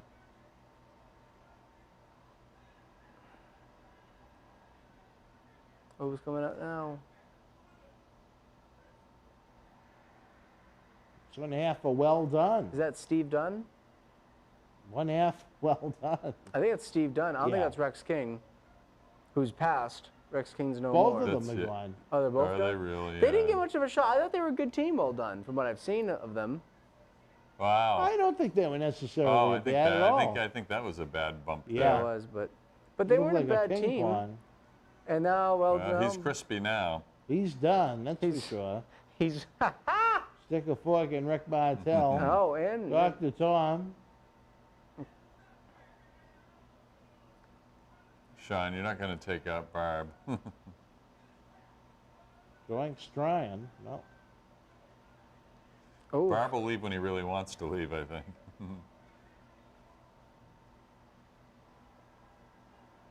What do we got next? These rapid entries.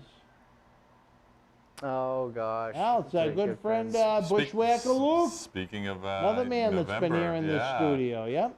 in the back to the 80s. 90s. The 90s, Please, sir, excuse me. please. 80s is forthcoming. God, his work is awful, isn't it? Well, at one God, point they it were was brawlers. They're awful. great hardcore. Oh God, it was awful. They were a great hardcore team. I love so Luke, but it's- brother, that was terrible.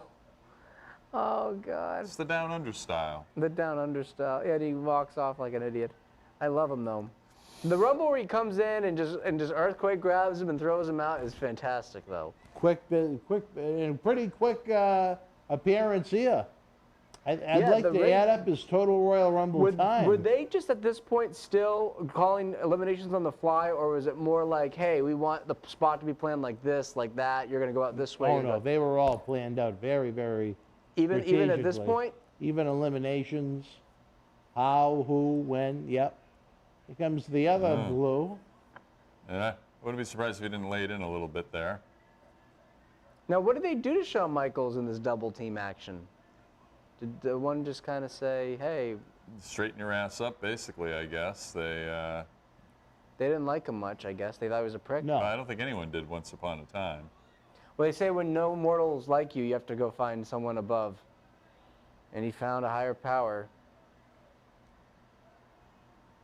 Or if you don't have a petty tyrant, you need to seek one out.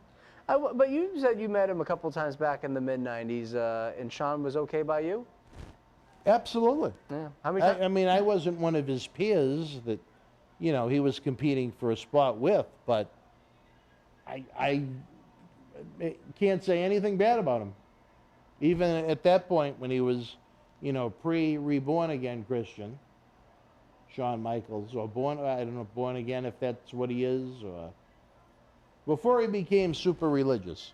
The old Shawn that people talk down about, that I interacted with, nice. Were the rest of the Click guys like that too? Ooh, he drove him with the slam. Yeah. Yeah. I thought Scott Hall was really Wedgie. cool. Wedgie. It's a lot of crack. I thought Nash was really cool. I never really knew Hunter Hearst Helmsley. I really didn't know X-Pac all that well. Sean, I didn't engage with as much as I did Diesel and Razor, but I'd say Razor and Diesel were the coolest of the two. Sean was fine. Kid was all right the couple of times I came across him. Oh, it's your buddy. Oscar! The Monday Night Mission, baby. Well, sorry, Mo. Oh, good Lord. There he goes. I guess Mo is ill right I now. We heard send our that. best wishes to Mo. Yeah. Remember what Bobby Heenan used to call Bundy? The walking condominium. That was Grillo would call him, but Bobby called him Shamu.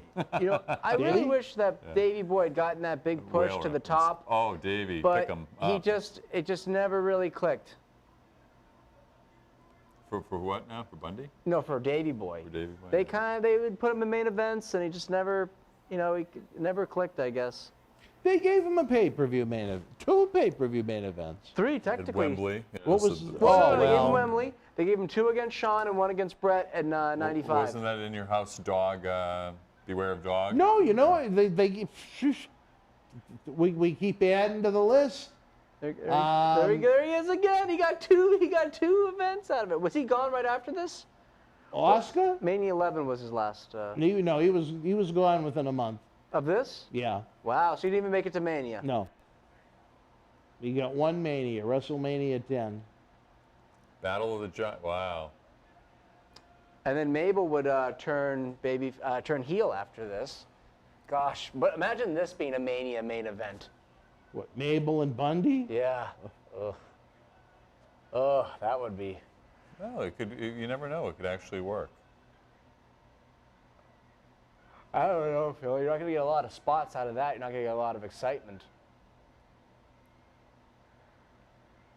I like Big Daddy V's boots though. Those periwinkle boots look cool. And I don't even like periwinkle. Oh, Could be it for Bundy. No. another bushwhacker. Bushwhacker Butch. That's how you know the roster is thin when both bushwhackers come through. It's a little. Ooh.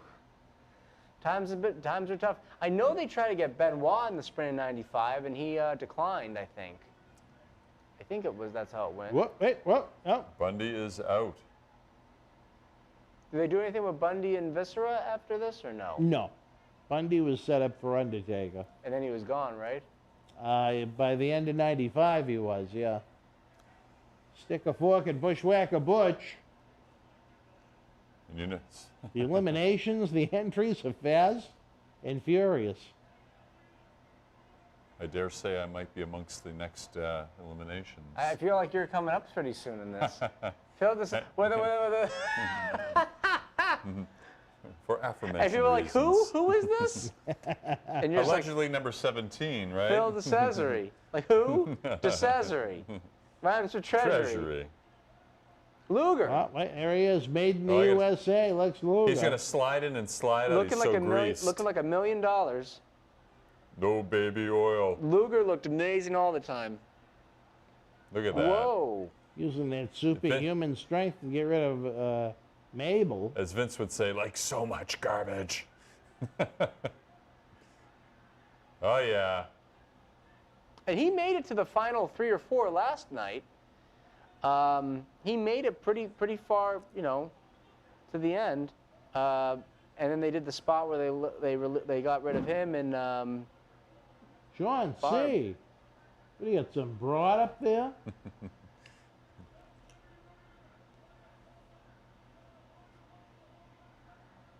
Yanking on the hair trying to get rid of him. So many people are in at this point. I know you're coming up at 17, but I'm not sure if you're even past Luger 17. and the Bulldog would go on to become the Allied Powers. Within Oh, that's the Oh, name of the team. I Mantar. forgot that.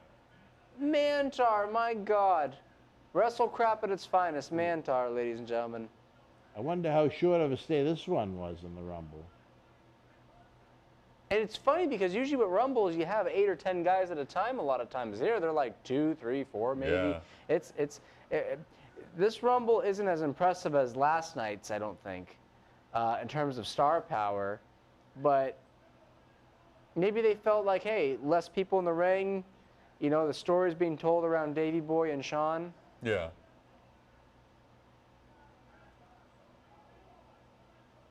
The choking is legal in a Battle Royal / Royal Rumble. The Battle of the Egos in the corner. We got HBK and Luger. And HBK still. You know what's crazy is Sean came back the second run. He was a babyface 90% of the time, 95% of the time, and I always thought he was a much better heel. Ah, look who's Hey, there. Aldo. Do you know who that is, John C? All right. You know, Justin Credible, I thought was a really underrated worker.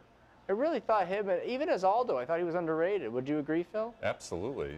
Very good in the ring. I watched Very a match good. of his recently. It was him and Jerry Lynn from Anarchy Rules, where he Yep. drops the title.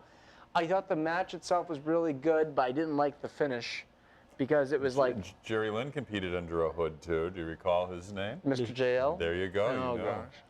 But I thought the match was good, but the finish was it was overbooked. They had a heel ref Yeah. who was doing fast counts. They had New Jack come in. It was just very Oh, who was that heel ECW ref? Danny Daniels, maybe? Oh, I can't think of his name now. No, He was Jones? good. What is it? Jeff Jones? Yes, Judge Jeff Jones. Very good, Dan. He looked very 90s-ish with his big hoop earrings and goatee and Caesar haircut. You love the Caesar, don't you? I do. It's a hot hairstyle. But you know, honestly though, it was Mark Canterbury. it was a AKA hot Henry crowd. Godwin. I mean, I watched the show actually, and it was okay. I mean, some stuff I liked, some stuff I didn't. I enjoyed the. Anytime the FBI's in the ring, I thought that was entertaining. Yes, I love them. Yeah. Mamaluke and Tommy Rich and Tracy Smothers. and Guido. Yeah. You know. We benched with Henry Godwin at Worcester Golds years ago. Did you? you? Yeah. Strong guy? Yes, as you can well imagine. I'm sure he was the strongest of the Godwins. I don't know. Yeah. But I think Phineas was the best cook. No, he became a chef. And this is the thing they said. Dana, how you doing over there? I'm doing great. Yeah, I'm enjoying the Royal. checking on. I'm enjoying the Did you Royal paint your Rumble. eyeballs onto those glasses? Or were you really there? I But did you know the what's Jeff crazy? Hardy thing. Dan, I'm afraid to. I said I was going to leave earlier, and I'm almost afraid to. It'll be you and Charlie on set, and poor Dan will be nodding away over there. John C. might have to Hey! come out. John C., we're going to call you. Billy Gunn with a sweet mullet. Another mullet. I know you're a fan of the mullets. Billy is such a great wrestler too. Great performer, Billy Gunn. Yeah. There's someone, you talked about X-Pac earlier. There was someone tailor-made for tag teams. For whatever reason, he just couldn't do it as a single. Yeah. He had the IC belt, or he won the King of the Ring, but it was never. John C., you ready? Assume the position? Oh, wait a minute. Where is It's he? in early Oh, days. Right there. he surprised me. I didn't see him coming. No, I was going to ask who the person dressed as the minion is. That's the Minion. That's just incredible. No, the blue overalls with the yellow shirt. Oh, that's Henry Godwin. It was like one of the minions Oh, yes, That's that's what Minions right. dress like? from Despicable Me. Yeah. Oh, I thought they were just like little yellow light bulb looking things. Yeah, All right, well, looks like one of them. he's a Minion. All right. Well, I'd He's a say- good dude, too. Good dude, indeed. Are you leaving?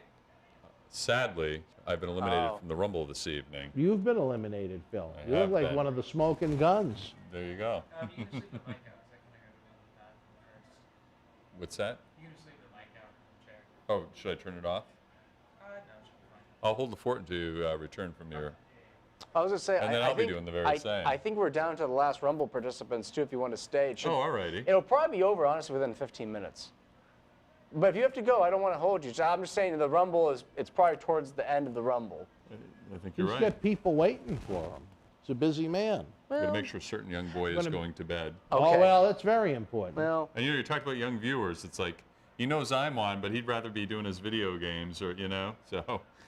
well, I have a feeling this I know Rumble that is gonna. feeling. it's Believe gonna- me. I- Believe me. The Marathi boys are probably in the video Oh, games. when I get the 12:30 text, hey, what are you doing? Think I could get any VC for my game?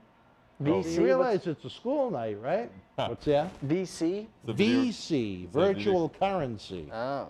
You know, you spend $60 on the video game, and then the options to add on are endless, Of course. which was very different. When I was a youngin', I'd spend my $50, $60 on the video game, and I had the game. Forever. Yeah. Now I it's like that. Yeah. add-on players, skins, outfits, weapons, worlds. I remember Atari and the cartridges back in the day. That's going way back. My first one was the original Nintendo. Yeah. But and you know what? It's my own fault. I went out of my way to go all over the world to get him that PlayStation 5 Yeah. last year when it was brand new. I had to get two of them, which made it even worse because Oh. they were so hard to find. Still hard to find, people say. Yeah. Another member of Well Done. Hopefully they're not overcooked. No, again, he's done in life. You might be al dente. This was Steve Dunn, I believe, right? We saw Rex King, Yeah. right? You wrestled Wait a with minute. Steve Dahl, I think, too, right? Yes, yep, Yeah. Steve Dahl. What did he die of? These guys, what did they die of? Heart attack? Probably the common wrestling death. Yeah. I really don't remember, to be honest. I don't remember it being anything odd or out of the ordinary like Bart Gunn's son, which we talked about last night. Oh, which yeah. was a really odd one. Terrible. Here he comes, ladies and gentlemen, John C. Manicus Riley. Well, if His, you must leave, go ahead. His brother, Kevin Manicus Riley, was busy in his educational pursuits tonight. Don't go breaking my heart. You look like on the cover of the AC/DC Back in Black album, like almost the horns and the. I He forget does who it look was, like one he of has the- horns, yeah. Don't trust him. He's a Manicus. Dick Dirty Murdoch. Dick! Dick Murdoch I is got in the stage. KKK member, Dirty Dick. We're seriously, we're Murdoch. down to the last few people. I mean, Died at 49 in Canyon, Texas.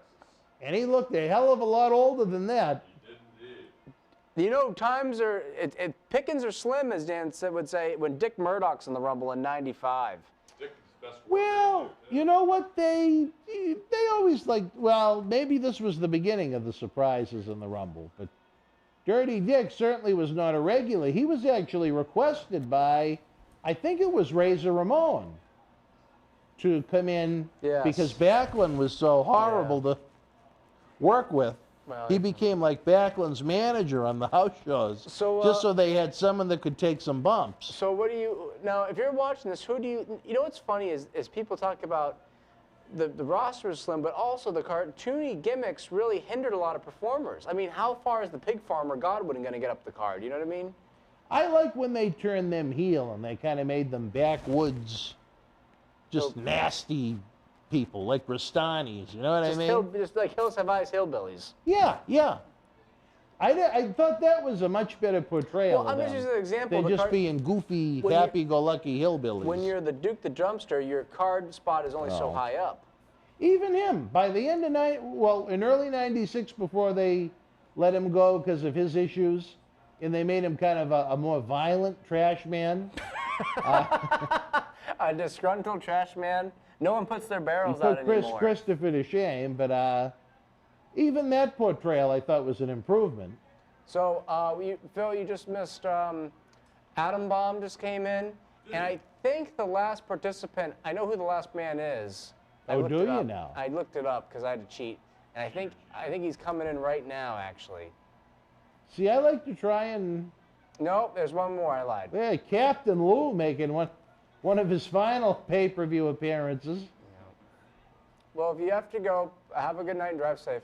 Phil, we hope we see you at least once next weekend with 30 are you Dutch. going to see you Saturday or Sunday? Or Yeah. probably both? Maybe Saturday, anyway. He wants to see the Rumble 2022. What are we going to do for Sunday? Or we don't know yet? We're going to have to ask. I have to talk to him about it. I don't know. And we still got to pick out February shows. Yes. So think of Oh, look at that. Some input. Mike think Burke of some, Coffin. What's that? Okay. Yeah, think of some February shows that you want to see. Mike Burke. 1999, the St. Valentine's Day. That would show fit. Kids, Yeah, maybe. yeah. On the 13th. Yep, that would fit. Maybe I'm trying to think of other February pay-per-views. There was No Way Out for a while. In Your House, they did a couple In Your Houses in February. Super Brawl was big in Super Brawl. WCW. Yeah, we could do maybe another. Another. What do you Clash. think, John C? Do you have any ideas? No. No. I mean, you could even. It's a little early. Oh, here's the Last Man, Crush. So it's the Last Man. All the guys are in. So have a good one. Well, a pleasure. Phil will be hearing his voice this week. If nothing else. Oh, wait, both smoking guns are gone. Well, we said Phil was an honorary smoking gun. And now all three of them are gone. Accessory gun. Oh, So, Charlie, Oh, wait a minute. I just think this is more of a question for Oh, Charlie. all right. You may be able to answer it. All right. Out of Captain Lou Albano, Bob Hoskins, and Chris Pratt, who do you think the best Mario will be? I think Chris Pratt's going to be an interesting choice as Mario. I can't make that. A lot of people don't like him being Mario for like. I don't. I don't. No, but isn't it something like he said? He said something about his religious views or something, and people are like, "Fuck him, we shouldn't be Mario." I don't know. I really don't know. Oh, he's like part of some like super homophobic church. That's why. Oh, that's stupid. But Being homophobic in I feel 2022 is kind of useless at this point. it's vestigial. He's such like a goofball actor. You know, you want to see him play a goofball, and Mario isn't really a goofball. He's happy-go-lucky, but I mean, I don't know. It'd be interesting. I think Captain Lou as a Mario is. I think Mike Burke Coffin had the comment of the night. Lou can't do anything right. Blue Data. I'm going to guess that's the Lou that he means. Well, yeah, well. am I gonna have to put up the disclaimer again? Did What's you the miss that? disclaimer? The views of Boston Wrestling MWF and Dan Marotti do not reflect the views of John C. Riley. Oh, wait. You think you're going to get the heat, Riley?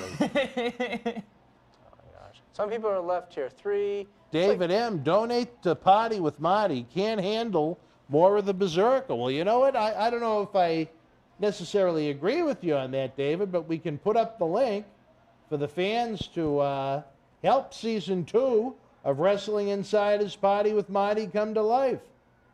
I know you guys love the live episodes with Marty that are really go off the rails, but support. Damian Demento is in New England, Steve? Whereabouts? Damian Demento worked the first live event I ever worked with Tony Rumble back in 1993. He worked the first Raw main event, didn't he? Tim and Taker? If you want to call that the main event. Yeah, that was it. Though, How long yeah. was he in the WWF for, Damian Demento? Not even a year. Wonder why he left. They didn't have anything for him. Then he tried to reinvent himself. On that Gardner show, he came up with a new gimmick for himself called 3D, where he had almost like this, it was a purple outfit, but he wanted to go back to WWF and pitch it as that, but that didn't wind up happening. Well, it was disappointing to lose Phil. Yeah, I was like, oh, Phil, like the Rumble's going to end in like 10 minutes if you want to stick around. We really didn't really care. 15 minutes. Charlie, accept my Facebook request. Who? Mike Burke Coffin. No. Why? Mike is a good friend of the show. I don't want to because I never met him. I don't accept all people I right. don't met. Don't take it personal. He hasn't taken my request either, but anyway. Inside. So you'll accept Phil's. Phil's never I don't accepted know it. if Phil is on not even there. Facebook. Mike, don't take it personal, though. Like, if you look at my Facebook, I have not even 100 people on that Facebook. I have 0. Harvey. Yeah. No. He's not even on there. No. I'm not on Facebook. You're not at all, What John C. you're just on Twitter? Yeah, I mean, What's your favorite social media platform? You're a Snapchat guess person? YouTube if you count that. YouTube. Yeah, I like That's YouTube. how the fans can find John C. Riley. Aldo Montoya gone. We're starting to narrow it down, folks. Who is it going to be? Headed to WrestleMania 11 Any to guesses? challenge Diesel for John the C? World Wrestling Federation know. Heavyweight Championship. They might get. Luger might get it because of his determination after his near defeat last year. Yeah. Well, Luger and Shawn Michaels were both in the Final Four, if I remember last year. Oh. So now we're down to 6. The guy in the red, white, and blue, as Quincy called him. Do you think that Dick Murdoch has a shot, John C.? No. That's the pot-bellied man in the black trunks. Who do you He's think- in a bad spot right now. Who do you think is going to win? Oh, nice drop kick from Dick. I always like the drop kick that comes off of one foot. When I did training, I would do that drop kick. You like the one-footed I drop like kick, the yeah. one-footed. Where you come off one foot and hit him with 2. As opposed to the standing and you Airplane shove. spin. I have a feeling this is going to be it for both of them. Oh, What? Oh. Did the Terry Funk ladder spot from Bailey Legal? Oh, it's wow. not it for both of them. Henry Yeah, that was a Godwin nice hangs save. on. His suspender came off, though. Oh, no. No. Or his strap, his overall strap. Again, fans, the Super Chat button is open if you've had fun Now tonight. they're just over We got to subs. pay the bills, baby. That Marty Jannetty Indiegogo campaign. We'd see in the future weeks, Luger and Davey Boy would become the Allied Powers tag team that would take on the Blue Brothers at WrestleMania 11. And they were to get a tag team until Luger left, right? No, Bulldog turned heel at the Raw taping just prior to Luger leaving, when Watts came in. After SummerSlam, right? No, before. Okay. And So- it was a shocker. Was Luger going to work Davey Boy, probably? I would assume so. Yeah, and they Well, I think Luger was involved in the main event with Diesel and Men on a Mission. I think he did a run-in at the end of it, if my brain is functioning at all at this point. just without Oscar. No, Oscar was gone about a month from after this. What did Oscar do after WWF? Did he go to another wrestling promotion? No, he went and he did radio in Chicago. Talk radio. Bye-bye Henry Godwin, with not much effort from Lex. You know, to be fair, I could actually see someone watching this and thinking, you know, Michaels, Luger, and Davey Boy all have a fair shot. Maybe. Not Crush. I don't know about Crush. Well, if you were watching that little 14-year-old Mariah, what would you think at this point? No. I would have said Sean all the way. All the as way. I did. As you did. I mean, well, that was the feud. I mean, Yeah. it made no sense. I'm surprised Diesel didn't come out and try to mess up Sean's plans. Yeah. That would have been, because Brett came out for back Brett got a lot of revenge. Yeah, but He was after everybody. But you know, but you would think maybe Diesel comes out and trips up Sean, and it's just, you know. Well, even the finish of this match that we're going to see confused me for a quick second. But we'll wait until the end happens. Luger and Crush had a feud in '94 that went on for quite a while, when Mr. Perfect departed the company unceremoniously.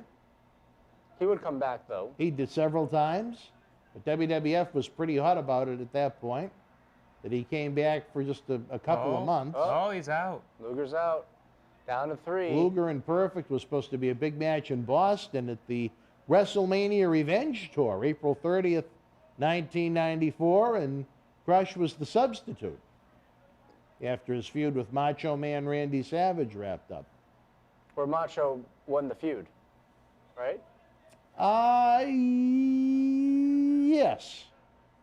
Do you think that was smart, knowing that Savage is retired, quote unquote? He's in the commentary team, and you've got, and actually Savage was gone right before this pay-per-view.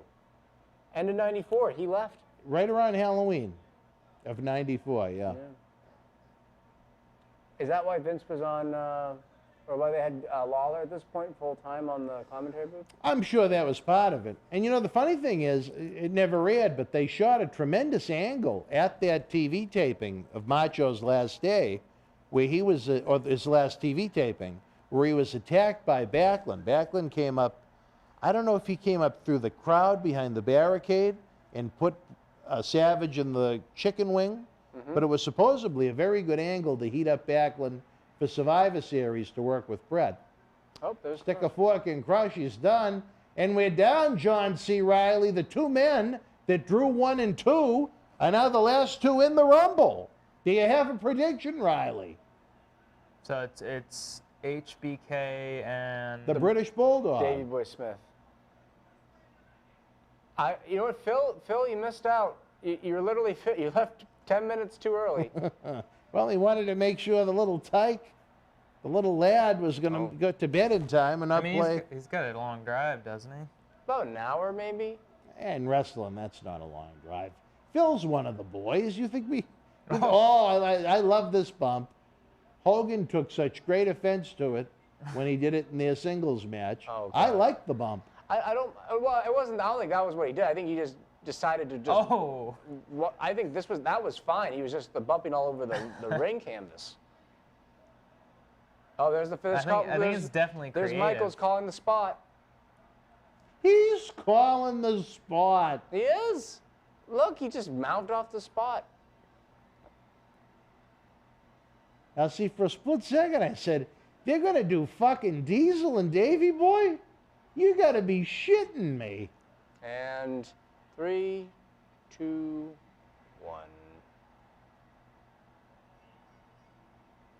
Great finish. Yeah, it was. I'm going to guess that was a Pat Patterson idea. But as a kid, were you like Sean in the main event, or were you into that? No, that was the big feud they'd been building up for months. It only made sense. But did you think Sean could beat Diesel? I had hoped. You would hope. I wasn't a big Diesel You guy. always like the heels anyway. Oh. Kind of makes sense.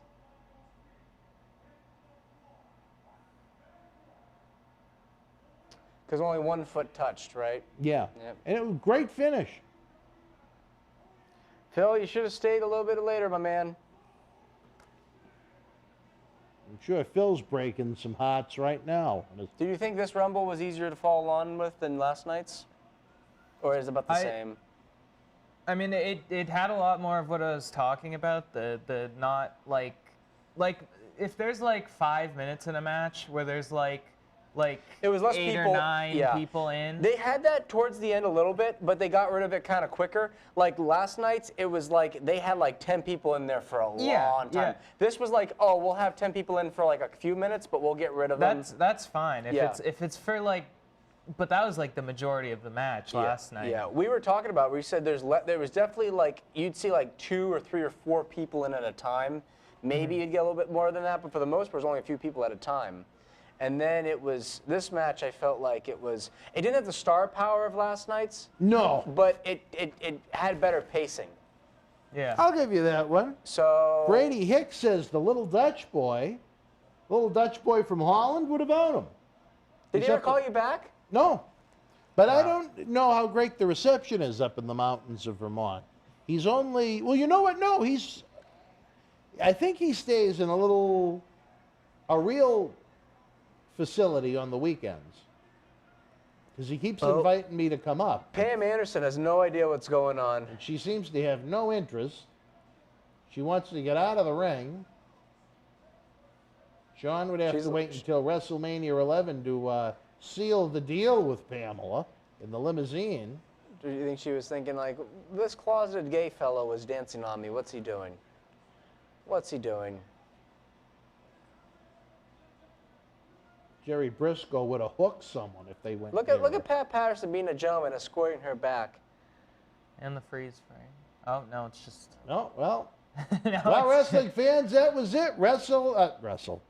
Royal Rumble 1995. I guess it's time to pass the baton to you. On a scale of 1 to 10, what would you give Royal Rumble 1995? Oh, look at that to look forward to. Good thing Quincy isn't here. Yeah, Quincy would go wild Would right have now. exploded like it was Deborah McMichael. Is this him in the bathtub?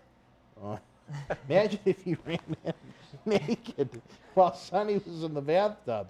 I'm going to go with a 7.5 again. You thought that was equal to 94? All things considered, it's really close, I think. I think it was an 8. 8? I think it was Fine. 8. You gave an 8 last night, didn't No, you? I gave a 7 last night. Oh, 7? Okay. I thought it was well. I'm going to give it, you know what? I like it a lot more watching it tonight than I did then. There wasn't really anything bad. I mean, Brett and Diesel was, despite all the 99 run-ins, was good. It was a good slugfest. Razor and Jarrett was creative. It was a good way to get the title off of Razor and not have him lose too much face in the process by having him come back injured after the match already ended. Tag title match was pretty good. Undertaker and IRS was kind of, but you know, it was a spot to just kind of fill. The Royal Rumble itself, it really lacked star power. Whoever came up with the idea to make it 1-minute entries to speed it up a bit was a great idea. I'm going to surprise myself, and I'm going to go with the 7. I remember hating that event when I watched it live. So you didn't like this as much as last night? I liked it more, I think. No, I gave last night an 8. Tonight I'll give a 7. You liked last night's more, Oh, yeah. but you liked tonight's more. Yeah. So Well, that's he's interesting. O'Reilly. Well, but no, but what did you like about last night's more than tonight's? I think the undercard. To me, they I thought the undercard was better. I thought the angles were better. I thought the finish was... Well, both Rumbles had a good finish. To me, they're roughly the same overall. If you, at the end of the day, they're roughly the same. I thought they're both good shows. This Rumble match I thought was better. It didn't have the star power, but it had better pacing. It had better, the match flowed better. The undercard, in my opinion, from what I can remember, last night I thought the opener and the tag title match were really good. And here I thought the tag titles, the tag match was good with Tatanka, Bam Bam against Kid and Holly. I thought the world title match was good, but all the run-ins. And I thought the IC title match was really good. So I guess for me, if I had to give a little bit more, if I gave last night a 7.5, is that what I did? Yeah. I'll give tonight more like an 8. You're going to bump it up. Maybe. Is If that you're supposed nice. to look Maybe. like the Toy Story logo? I don't think Toy Story came out yet. Toy Story came out in 95. Oh, did it? Yeah. Then maybe, then you know what? I could see them doing that, maybe. You're right, the first Toy Story did come out in 95. I think the second one Thank was you for the 98, score maybe. update, Brian. 97. You know I'm a 97. football fan. Brian Duffy gave tonight an 8 out of 10. Mr. Wonderful gave it an 8. Fans, anyone else at home? On a scale of 1 to 10, what do you give Royal Rumble 95? We love to get your input on that. Again, don't forget the Marty Jannetty Indiegogo campaign is open for business.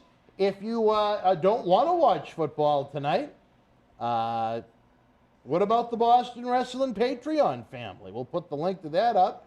For the price of a cup of coffee at Starbucks, you get well over 300 episodes of Wrestling Insiders, the Studio Shoot Interview DVD library, Patreon exclusives, and early ad-free full-screen access to Wrestling Insiders every week. Help These keep are- wrestling legends working. These are delightfully 1996 graphics. Yes, very much so. In your house. Yeah, that was straight off the Home Improvement site. Well, Dan, we actually, so this Saturday we're going to be watching Rumble 22 with Dutch. Live. Live. Does he like to go by Dutch or by Zeb, I wonder?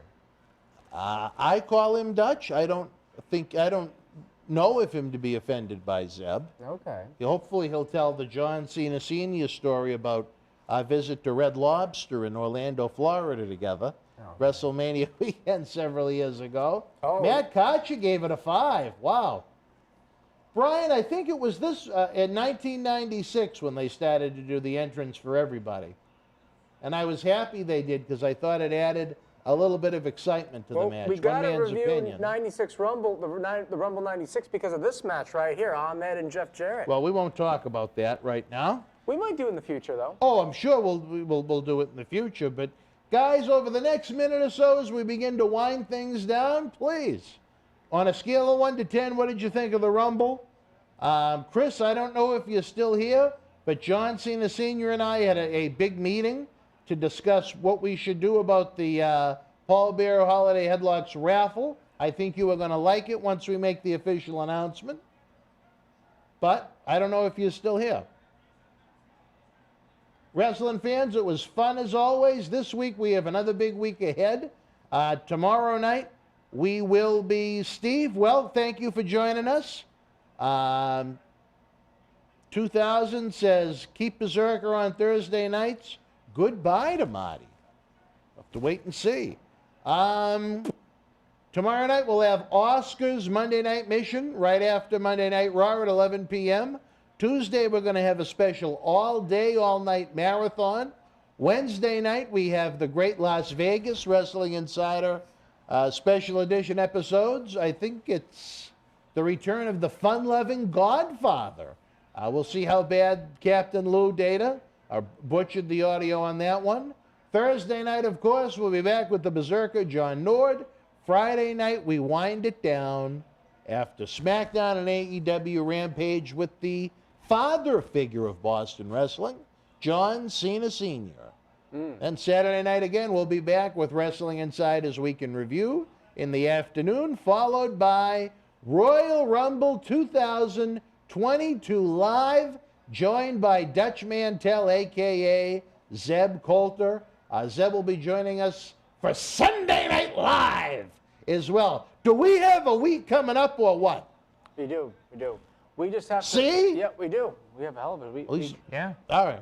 I wanted to get a word out of you. You just have to ask Dutch what he wants to watch for Sunday Night Live. Well, we'll figure that Unless we're just out. going to do a cyber signing. No. We have to watch. It's Sunday Night Live. Okay. Jesus, come on now. 2000 Grover says 7.75 out of 10 for the Rumble, as if I give you a hard time. I don't mind the points. And listen, if I really want to be a jerk, I'll do 7.2, 0.8. Actually, while we have one more minute, any fans out there, if you want to submit a show for February of the future, take the time now and write a show in. Why not? You know, David M. wants the party with Marty back. Dan, I'm sorry. I don't think it was an 8. I think it was a 7.99997. Yes, thank you. Matt Kocha gave it a 5. If I was watching it 95, that's probably what I would have given it, March. All right, Matt. I liked it more than Barely Legal. All right, well, John C., it's time to take it home, baby. When we get that $1 million clap, we'll know we're off the air. So again, fans, subscribe to the channel, like, share, subscribe. Hit that like button. Give us a thumbs up. Share the link with your friends if they want to go back in time and watch Royal Rumble 95. We thank you very much for joining us. Big week ahead. And again, don't forget, CW, we are now less than 12 weeks away from the big one. Saturday night, April the 16th. We're going to be live in Pigottville, Memorial Hall in Melrose, baby. You need to be at that show. I'll be there in spirit, if nothing else. I don't know about physically. If you're not there at that show, I don't know where I'll be.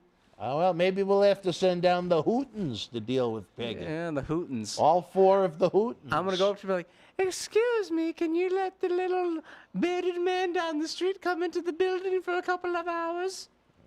Fucking miserable. Anyway, it's Boston Wrestling's back to the 80s.